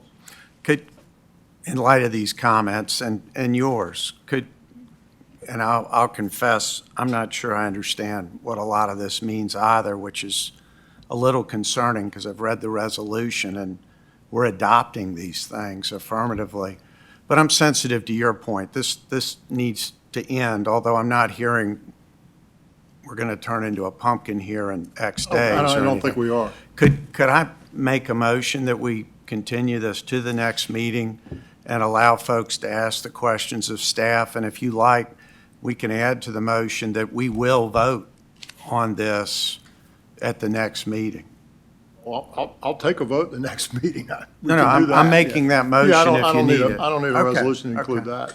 Okay. I mean, I'm happy if people are uncomfortable, but as some folks, some time, folks, we've been given the information, we've been going over for month after month after month after month, and we're here to make decisions and move on. If we don't have the proper information, then ask for it along the way. And if we don't understand it, ask for help along the way. But at some point, we got to vote. We got to move on. We got work to do. And so I hear you, and I know some of us weren't here, and I get that. And so I'm happy to, John, I don't think anything blows up if we don't do this month. Right? So no harm, no foul. But as a matter of course, we've got to build on month by month and make decisions and move forward. And we can do this forever. And I don't want to do it forever. So I don't need a motion because I'm just going to strike it. There's no motion that's been made to approve it or disapprove it. We're actually all out of order because we're having a discussion without a motion. But Mr. Secretary. notwithstanding that, so here's what we will do. We will resend out the materials. We'll look for input and back and forth with staff to make sure we fully understand it. And then we'll educate or that's the wrong word, re-up it for the next month and go through it in another presentation. And then hopefully we'll all be equipped properly by that time to make a decision. That would be the goal. So does that make sense to folks? Does that work, Ms. Hines? Mr. Secretary, that works. Personally, I would learn more in a conversation, and maybe we would all learn more in a conversation. If there was a way to convene a virtual subcommittee meeting or something so people could have a conversation, I think that might advance our understanding a little bit more. At a minimum, it would be very helpful for staff to say where these numbers come from, what the reports are, where these numbers will be derived, whether. That's not a problem, we can do that. Yeah, if that, at a minimum, that would be helpful. And to the extent that they could show us using, the data from 23 or whatever the most recent data is, what the answer might look like, that would be also very helpful, I think. But honestly, a conversation would be my preference. Well, and the conversation was supposed to be had last month and this month. And now we're going to have it again next month, and that's fine. But at some point, the months run out, we got to make a decision. And so we're going to defer. I'm deferring. okay, until next month. We'll send this stuff back out. We'll have opportunity for, I'm not sure I'm doing anything virtually with a subcommittee, Ms. Hines, but we'll work on trying to make sure we have an opportunity. But we had that today, and we had that last month, same time. And at some point, the opportunities are going to run out, and we got to do our job. So that's what we're going to do. We'll defer till next month. We'll put that information out. Please email us, talk to the staff, talk to Jitender or Ronique or John or anybody else, and we'll try to socialize all that and make sure everybody gets the benefit of what you're talking about, to your point. Mr. Secretary, Dr. Smoot. I do agree that it might be helpful for those who wish to participate, to have some kind of Zoom discussion of this. And frankly, I think that would greatly expedite our discussion of it at the next meeting and reduce what could become a very lengthy discussion if it turns into a free-for-all. We've been doing this since April, sir. We can't just have Zoom discussions, and there needs to be public involved and notice and all sorts of things. So we'll work through the best we can. I can't promise you that, but I hear you. But folks, that's why we come up to Richmond and have these meetings or wherever we go, is to have those discussions in these meetings.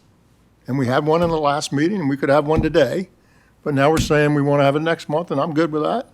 But at some point, we got to make a decision and move on. So that's what we're going to do. We'll defer to next month. We'll get the information out.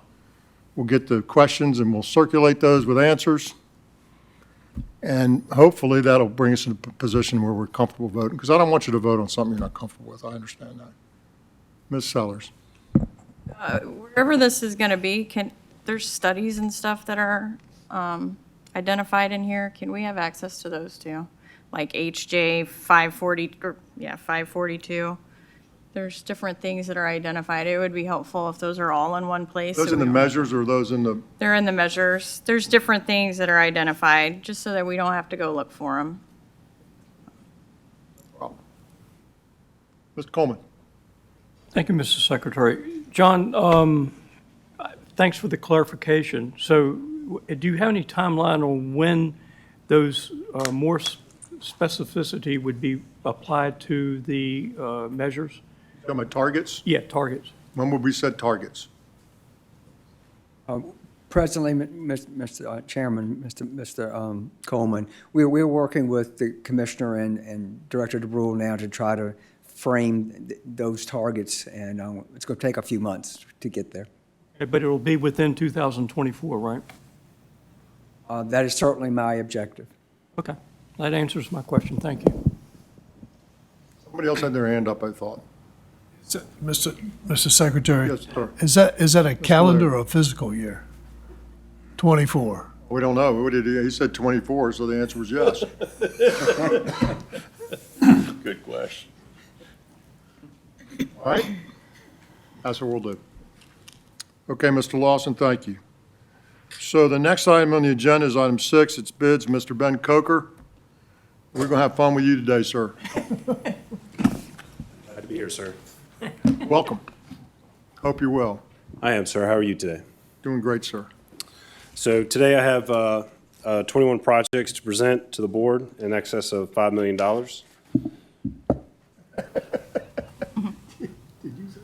First up is Order B34 in the Hampton Roads District. This is a road widening and bridge modification project in the cities of Hampton and Pocasson. We received one bid for $53.8 million from Bryant Structures. This is within range, and I recommend award. Is there a motion? Mr. Coleman moves. Mr. Stan seconds. Is there further discussion? Just a question, Mr. Secretary. Yes, sir. Mr. Gasperitz. I guess I'm just surprised that in an area like Hampton, that we would have one bidder on this. Is there a reason that we didn't get more robust competition on this? So we feel it's because there's been a lot of very large projects in the last couple years advertised and awarded in this area. And the number of firms that can handle this size of work, the list is getting shorter and shorter. Mr. Gasperitz, in general, and I've asked all the same questions I think you're going to ask, but maybe not, and I encourage you to ask them. With the Hampton Roads bridge tunnel and the widening on 64 Gap and all sorts of other things. Flood of the market. We have, and this is a problem we're creating. You know, we've been pushed, and we are pushing both to do things faster and bring more, bring acceleration to our projects. And you've heard me talk about that earlier in terms of the money flow. The problem with that is we get saturation, and then we drive our own bids up. And so even sometimes when we have the money and we have everything else in place ready to go, it may not be the best time to build the house, right? And so that's what we're finding, but in this case, thankfully, it remains within range, which gives us some comfort. And so, yeah, I hear you exactly. I mean, this is a populated area, a lot of that work, but that's what's going on, and we see it on, you know, we're worried about that on 81. We're worried about the IIJA money that's pouring in. There's so much money in transportation right now that the contractors aren't able to keep up, so you know what happens. So, yeah, exactly. Just one other question. When we have one bidder, is that bidder aware that there are no other bidders through information? Not till I read the bids, no, sir. Okay, thank you. All right, we had a motion and a second. Let me say this. Mr. Stant. I'm so comfortable with my district engineer and his. Speak in the mic, sir, please. I am so comfortable with the district engineer and his staff vetting these bids that if their recommendation is to proceed, then that's a pretty good recommendation in my regard. Thank you, Mr. Stant. And I'll tell you, Mr. Casper, Mr. Stant, and the rest of the board members, I was laughing about we're going to have fun with Ben today because I know there's a bunch of them, and two, there's a bunch of good questions to be asked. And we sat here the last week and we went through a lot of those questions, and which is why I said we're going to have fun today because they're good questions and we're going to continue to ask them, Ben. So thank you. So we have a motion. We have a second. Is there further discussion? All in favor say aye. Aye. All opposed say no. Are there any abstentions? Thank you very much. Next project, please, sir. Next project is Order 132 in the Bristol District. This is a state of good repair 2024 plant mix project on the interstate system in Bland, Wythe, and Smith counties. We received one bid for $5.7 million from WL Construction and Paving. This is within range, and I recommend award. Secretary, I move approval. Second. Folks moves, was that Mr. Merrill, Mr. Casper, seconds. Is there further discussion? All in favor say aye. Aye. All opposed say no. Are there any abstentions? And Mr. Casper, it's when I was asking a bunch of these questions before, I was encouraged by the chief engineer that if I wanted to get in this business, they would really like me to be in it. They're looking for more all the time. And so, you know, we have the same desire, sir. And that's probably in the last one we bid on. That's a different issue, right? More remote place. Yeah, Just not as much. Thank you. Next project, please. Next up is Order 241 in the Salem District. This is a 2024 plant mix project on the interstate in Pulaski and Montgomery counties. Again, we received one bid from Adams Construction Company for $10.1 million. This is within range, and I recommend award. Mr. Secretary, I move approval, and I might say in talking with the district engineer, and the commissioner can give additional insight, but it is really difficult right now sometimes to get bids for these paving projects because there's so much business out there and so few places to do it that it's a challenge. Is that, Steve, that sound generally correct? Mr. Secretary, Mr. Smoot, I'd say the conversation that we're having about points of saturation in certain marketplaces for certain types of work are starting to become apparent. The Hampton Roads District being one of them for the bridge work that we're seeing and the amount of work, particularly here in the Salem District with the amount of paving activities that have been programmed to meet our targets. And I say that we're going to need to take another look at what those saturation points are and what industry can be able to bid within those ranges so that we can get additional competition in some of these places. Some of them that you just saw in the last bid in Bristol might not happen. There's one contractor that's particularly in there. But we're taking a very close look at our saturation points geographically and the types of work so that we can increase the competition that we have. Thank you. Move approval. We have a motion, Ms. Green seconds. Dr. Smoot moves and Ms. Green seconds. Is there further discussion? All in favor say aye. Aye. All opposed say no. Are there any abstentions? Next project, please. Next project is Order 432 in the Richmond District. This is a 2024 plant mix project on the interstate in Goochland and Henrico counties. We received 2 bids. The low bid from Allen Myers was $8.6 million. This does exceed the range, but it was 26% below the next bidder, so we feel this is market value and we are recommending award. A motion to approve. Mr. Secretary, I make a motion to approve. Davis moves, Ms. Sellers seconds. Is there further discussion? All in favor say aye. Aye. All opposed say no. Are there any abstentions? Order number 433. Order 433 in the Richmond District. This is another 2024 plant mix project in the interstate in Hanover and Henrico counties. We received 2 bids.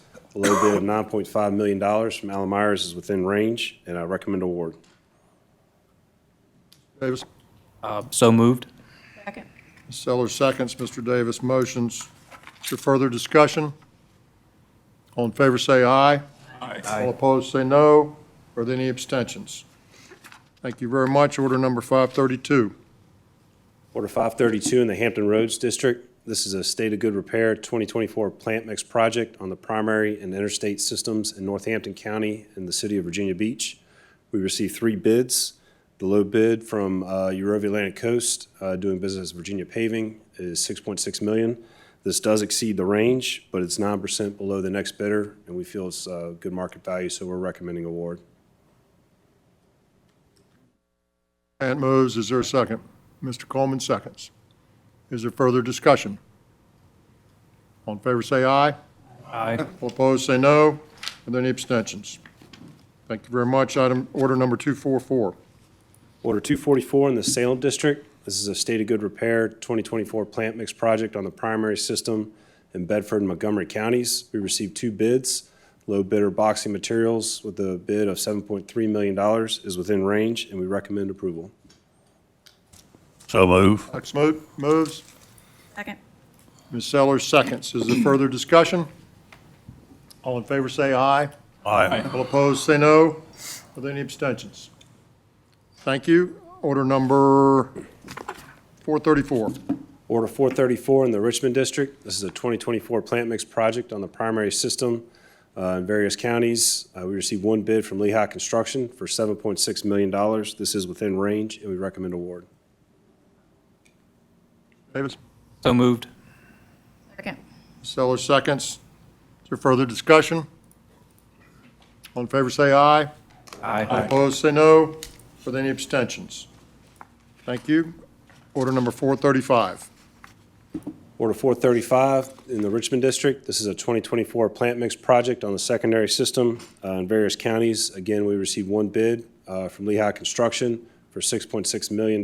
This is within range, and we recommend award. So moved. Davis moves. Is there a second? Ms. Green seconds.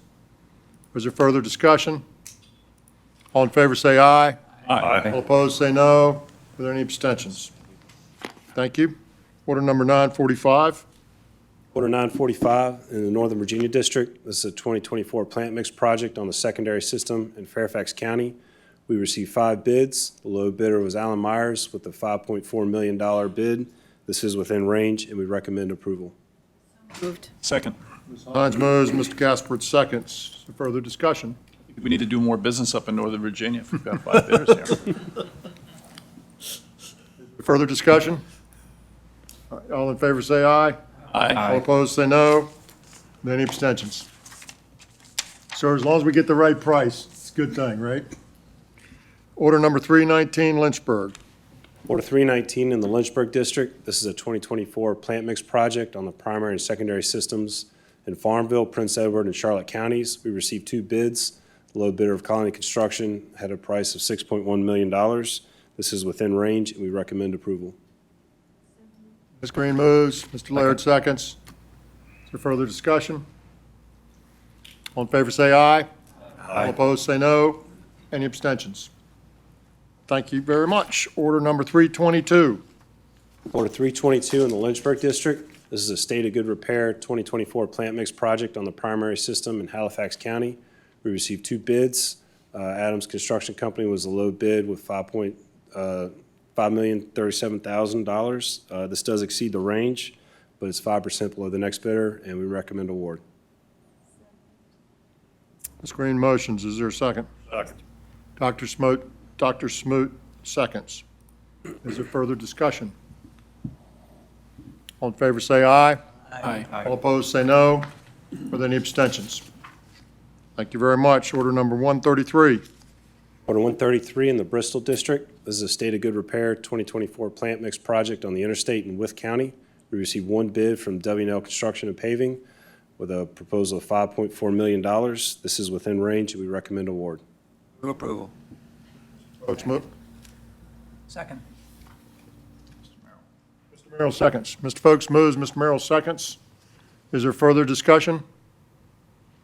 All in favor say aye. Aye. All opposed say no. Are there any abstentions? Order number 535, Hampton Roads. Order number 535, Hampton Roads District. This is a 2024 plant mix project on the interstate in the city of Norfolk. We received 3 bids. The low bid from Eurovia Atlantic Coast, doing business as Virginia Paving, for $5.9 million. This does exceed the range, but it's 0.5% below the next bidder and 9% below the highest bidder. We feel this is a good market value, and we're recommending award. Stamp. Second. Mr. Coleman seconds. Is there further discussion? Further discussion? All in favor say aye. Aye. All opposed say no. Any abstentions? Thank you. Order number 950, Northern Virginia. Order 950 in the Northern Virginia District. This is a 2024 plant mix project on the interstate in Prince William County. We received 2 bids. The low bid from Eurovia Atlantic Coast, doing business as Virginia Paving, for $7.8 million.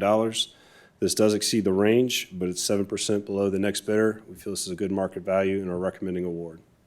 So moved. Second. Mr. Hines moves. Mr. Yates seconds. Is there further discussion? All in favor say aye. Aye. All opposed say no. Are there any abstentions? Thank you. Order number K46 in Hampton Roads. Order K46 in the Hampton Roads District. This is the Express Lane Segment 4A, 4B project in the cities of Hampton and Newport News. We received 2 bidders. The low bid from Lane Construction Corporation at $109,925,000. This does exceed the range, but it was significantly lower than the next bidder. We feel this is a good value, and we're recommending award. So move. Stamp. Mr. Coleman. Is there further discussion? So Mr. Stamp made the motion, Mr. Coleman seconded, I'm sorry. Is there further discussion? All in favor say aye. Aye. All opposed say no. Are there any abstentions? Thank you. Order number 248 in the Salem District.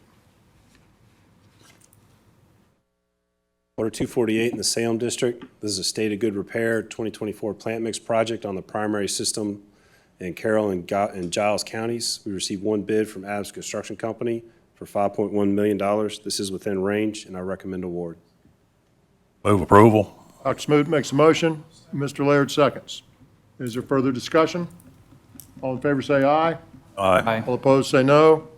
Are there any abstentions? Thank you very much. Order number 445 in the Richmond District. Order 445 in the Richmond District. This is a State of Good Repair 2024 plant mix project on the primary systems in Goochland, Henrico, and Hanover counties. We received 1 bid from Lehigh Construction for $6.4 million. This does exceed the range. However, this project is in 11 different locations over 3 counties. So the work is chopped up, and I don't know that you're going to get economies of scale. We do feel this is a good market value based on other large projects in the district, and we're recommending award. Mr. Davis. So moved. Second. Mr. Davis makes a motion. Ms. Sellers seconds. Is there further discussion? All in favor say aye. Aye. Opposed say no. Are there any abstentions? Thank you very much. Order number 948, Northern Virginia. Order 948 in the Northern Virginia District. This is a 2024 plant mix project on the primary systems in Fairfax and Arlington counties. We received 3 bids. low bidder being Eurovia Atlantic Coast, doing business as Virginia Paving for $5.4 million. This is within range, and we're recommending award. Moved. Second. Ms. Hines makes the motion, Mr. Casper seconds. Is there further discussion? All in favor say aye. Aye. All opposed say no. Any abstentions? Thank you very much. Order number 318 in Lynchburg District. Order 318 District. This is a a State of Good Repair 2024 plant mix project on the primary systems in the city of Danville and Pittsylvania County. We received one bid from Adams Construction Company for $9.9 million.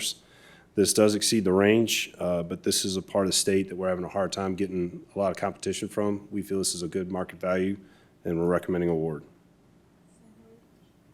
Ms. Green makes the motion. Is there a second? Second. Dr. Smoot seconds. Is there further discussion? All in favor say aye.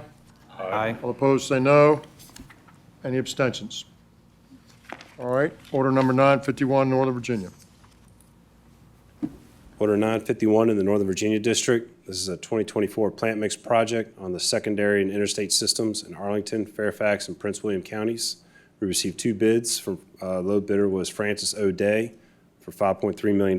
This is within range, and we recommend award. Hines motions. Is there a second? Second. Ms. Sellers seconds. Is there further discussion?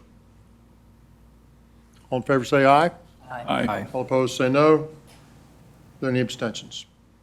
Thank you very much. Just one question, Mr. Secretary. Yes, sir, Mr. Merrill. Any projects to be undertaken in Culpeper or Stanton? Not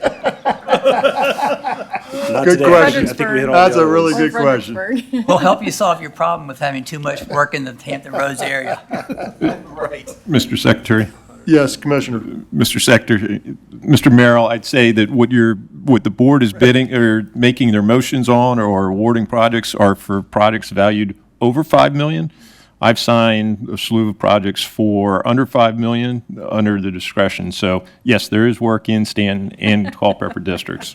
You're just breaking them up, Mr. Merrill, so we don't have to vote on them. How are you doing that? Because everybody else wants to figure that out.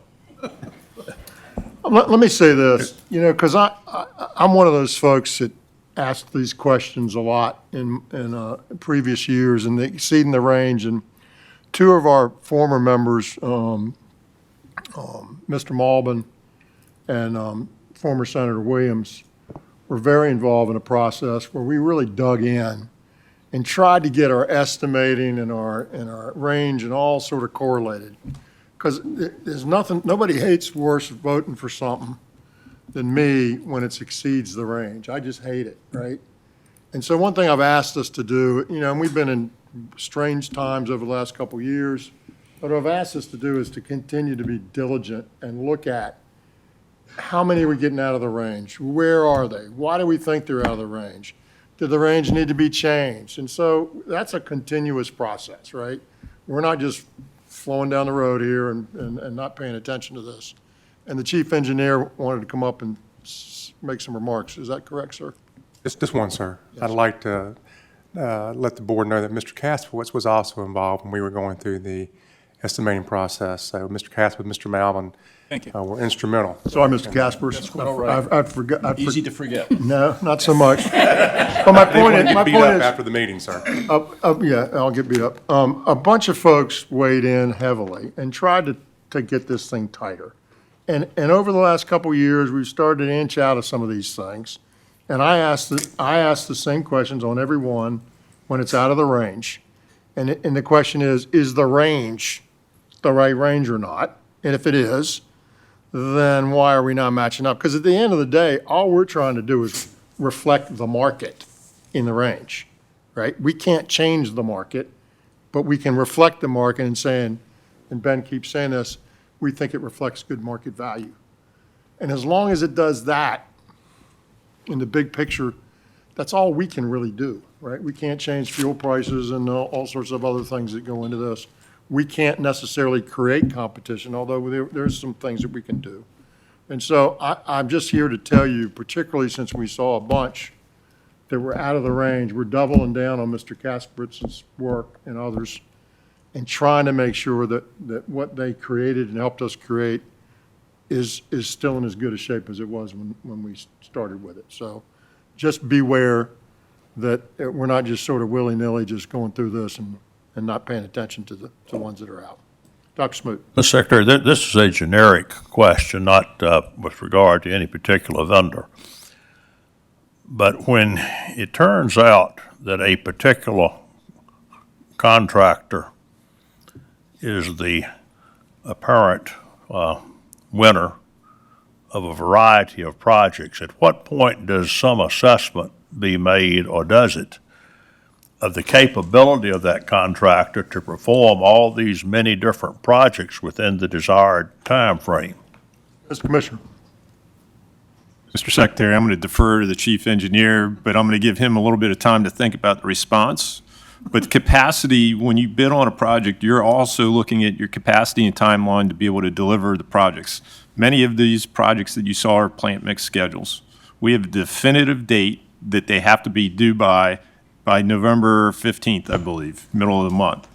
If they are unable to meet those deadlines, then they're assessed liquidated damages. And we're standing by these end dates because we're starting the contracts by April 1st, if not sooner, each year, and we have a deadline to be met. You're going to watch as we let these projects out starting in October, and we get the bid prices in the beginning. You can see who's aggressive in them, and as they win the work, they're backing off on their bid prices and becoming less competitive in the marketplace. Yeah. So their own capacity is driving the bid prices to begin with, and their ability to perform the work within the time frame set. Of course, you never know how many projects you're going to prevail on when you submit a bid. That comes later. So let's say that company submit 10 bids, thinking, God, I need to get one of these projects. It turns out I got 6 of them. What happens then? Mr. Secretary, this is one of the reasons why we're staggering the plant mix bids throughout a 4 or 5 month process, so that we are not having that happen where we have all the bids due all at the same month. We're staggering them out so that the workload can be dispersed and we have good competitive bid prices. Thank you.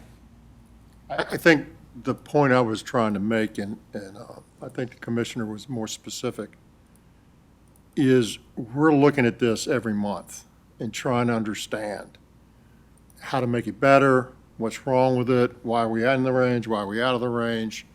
I'm asking the same questions that get asked here.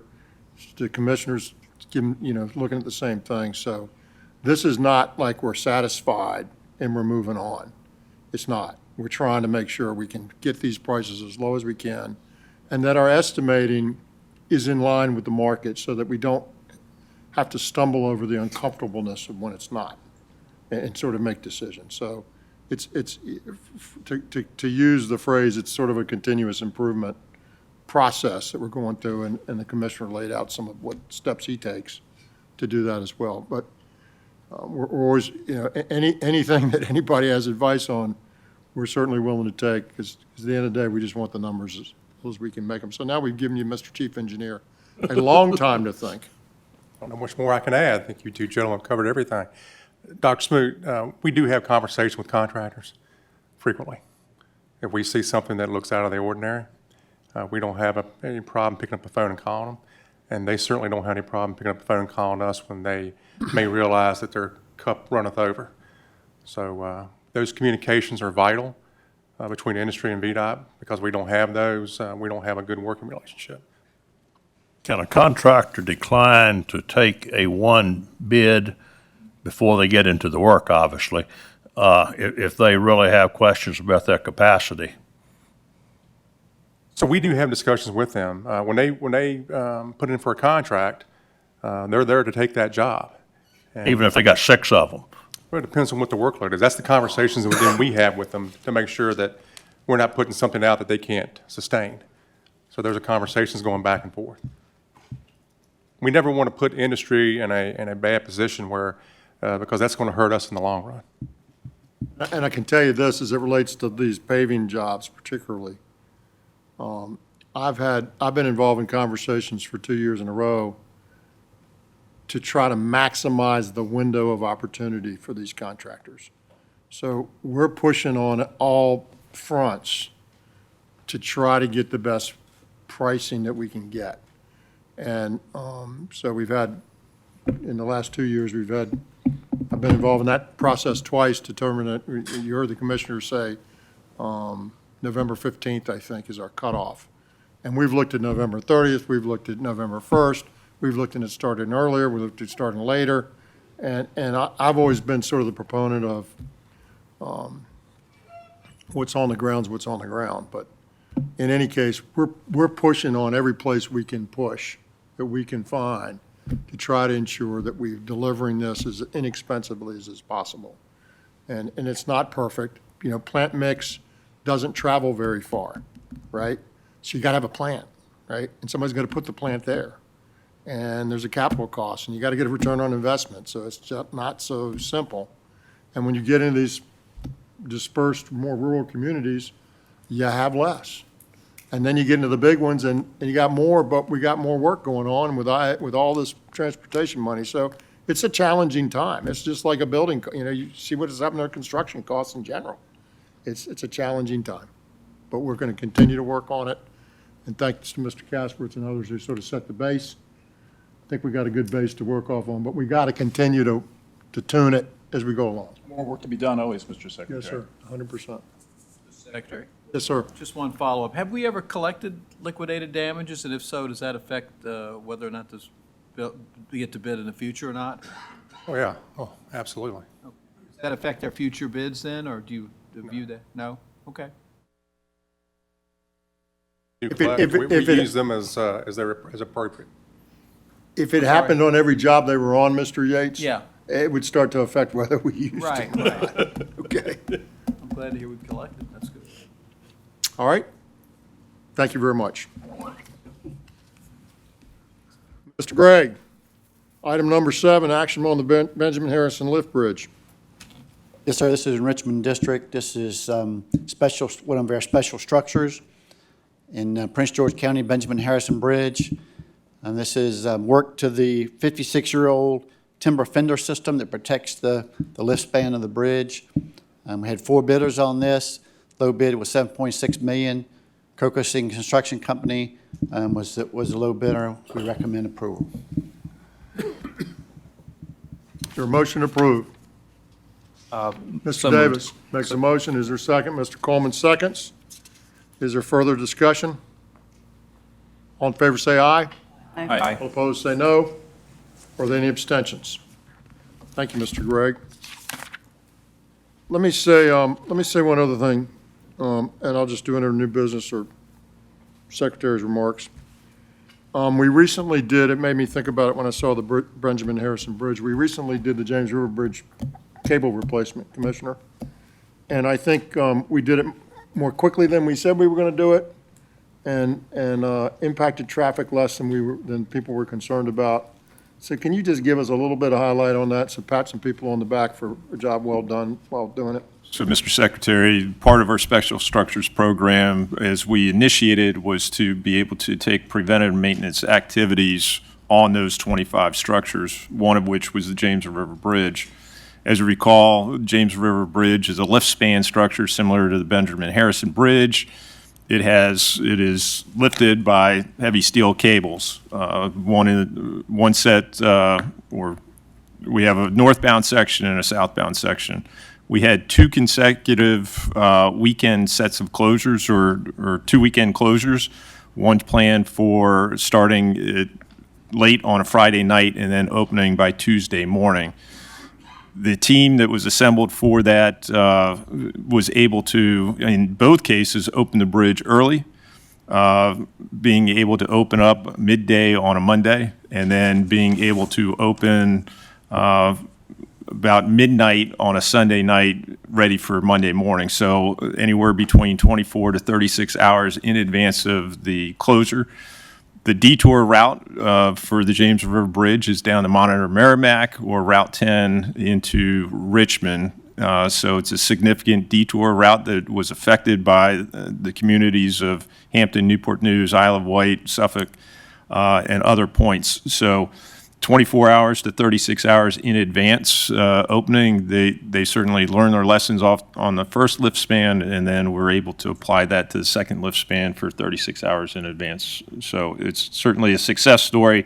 The bridge is set. Those cables were, I believe, the original cables on the bridge that were due for replacement. So this is another testament to the monies being put to work through the Special Structures Program, so that we do not have significant or catastrophic failures. So recall what used to keep me up at night were some of the draw spans and lift structures failing in the open position and affecting vehicular traffic, or failing in the closed position and impacting maritime travel. So certainly this is, again, kudos to the Hampton Roads District and the contractor to be able to pull this together in a timely fashion.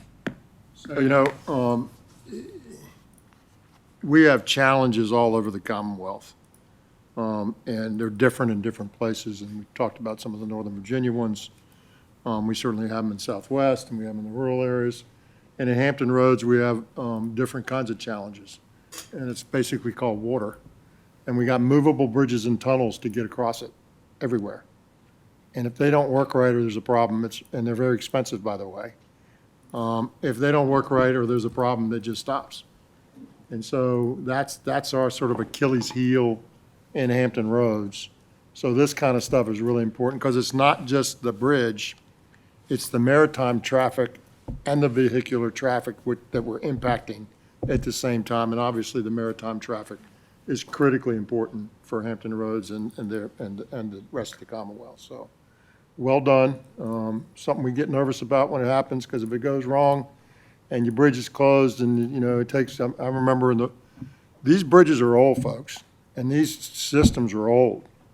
And I'm digressing, but the Berkeley Bridge, which goes over the Elizabeth River to the south side, a number of times over the last 10 years, something is broken, and guess what? There are no parts.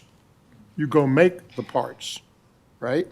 And you can't make all the parts in advance because there's too many parts. So you just go make them. Well, that's not really a great place to be.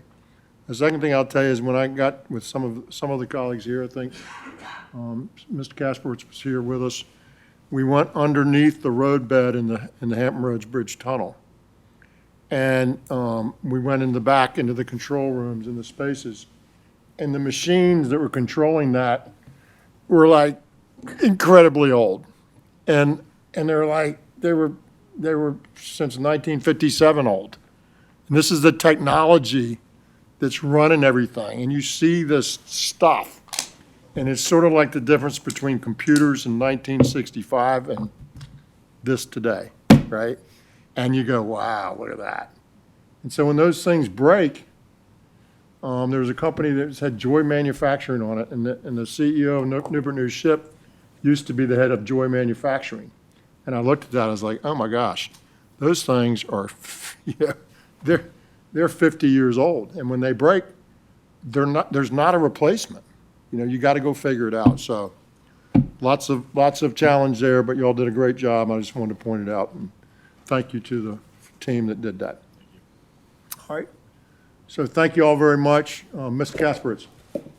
An observation, Mr. Secretary. As the longest-serving member of this board, perhaps by a couple of years now, I observed today some frustration on your part, and a statement that at some point this board needs to just make a decision. I observed that in my 11 and a half years, I've never worked with a finer bunch of individuals who are willing to critically and openly engage on complex issues and make decisions based on their analysis of those issues. So I just want to commend my colleagues and say that in my time on this board, I've not worked with a finer group of individuals. Thank you. I agree with that. And I would tell you that since my time on the board in 2010, 14 years ago is when I joined, we've had a really good board all the way along, and it hasn't changed a bit. These take time. They do, but you gotta make decisions and move. Thank you, Mr. Secretary. Thank you, sir. All right, with that, this meeting's adjourned. Thank you very much.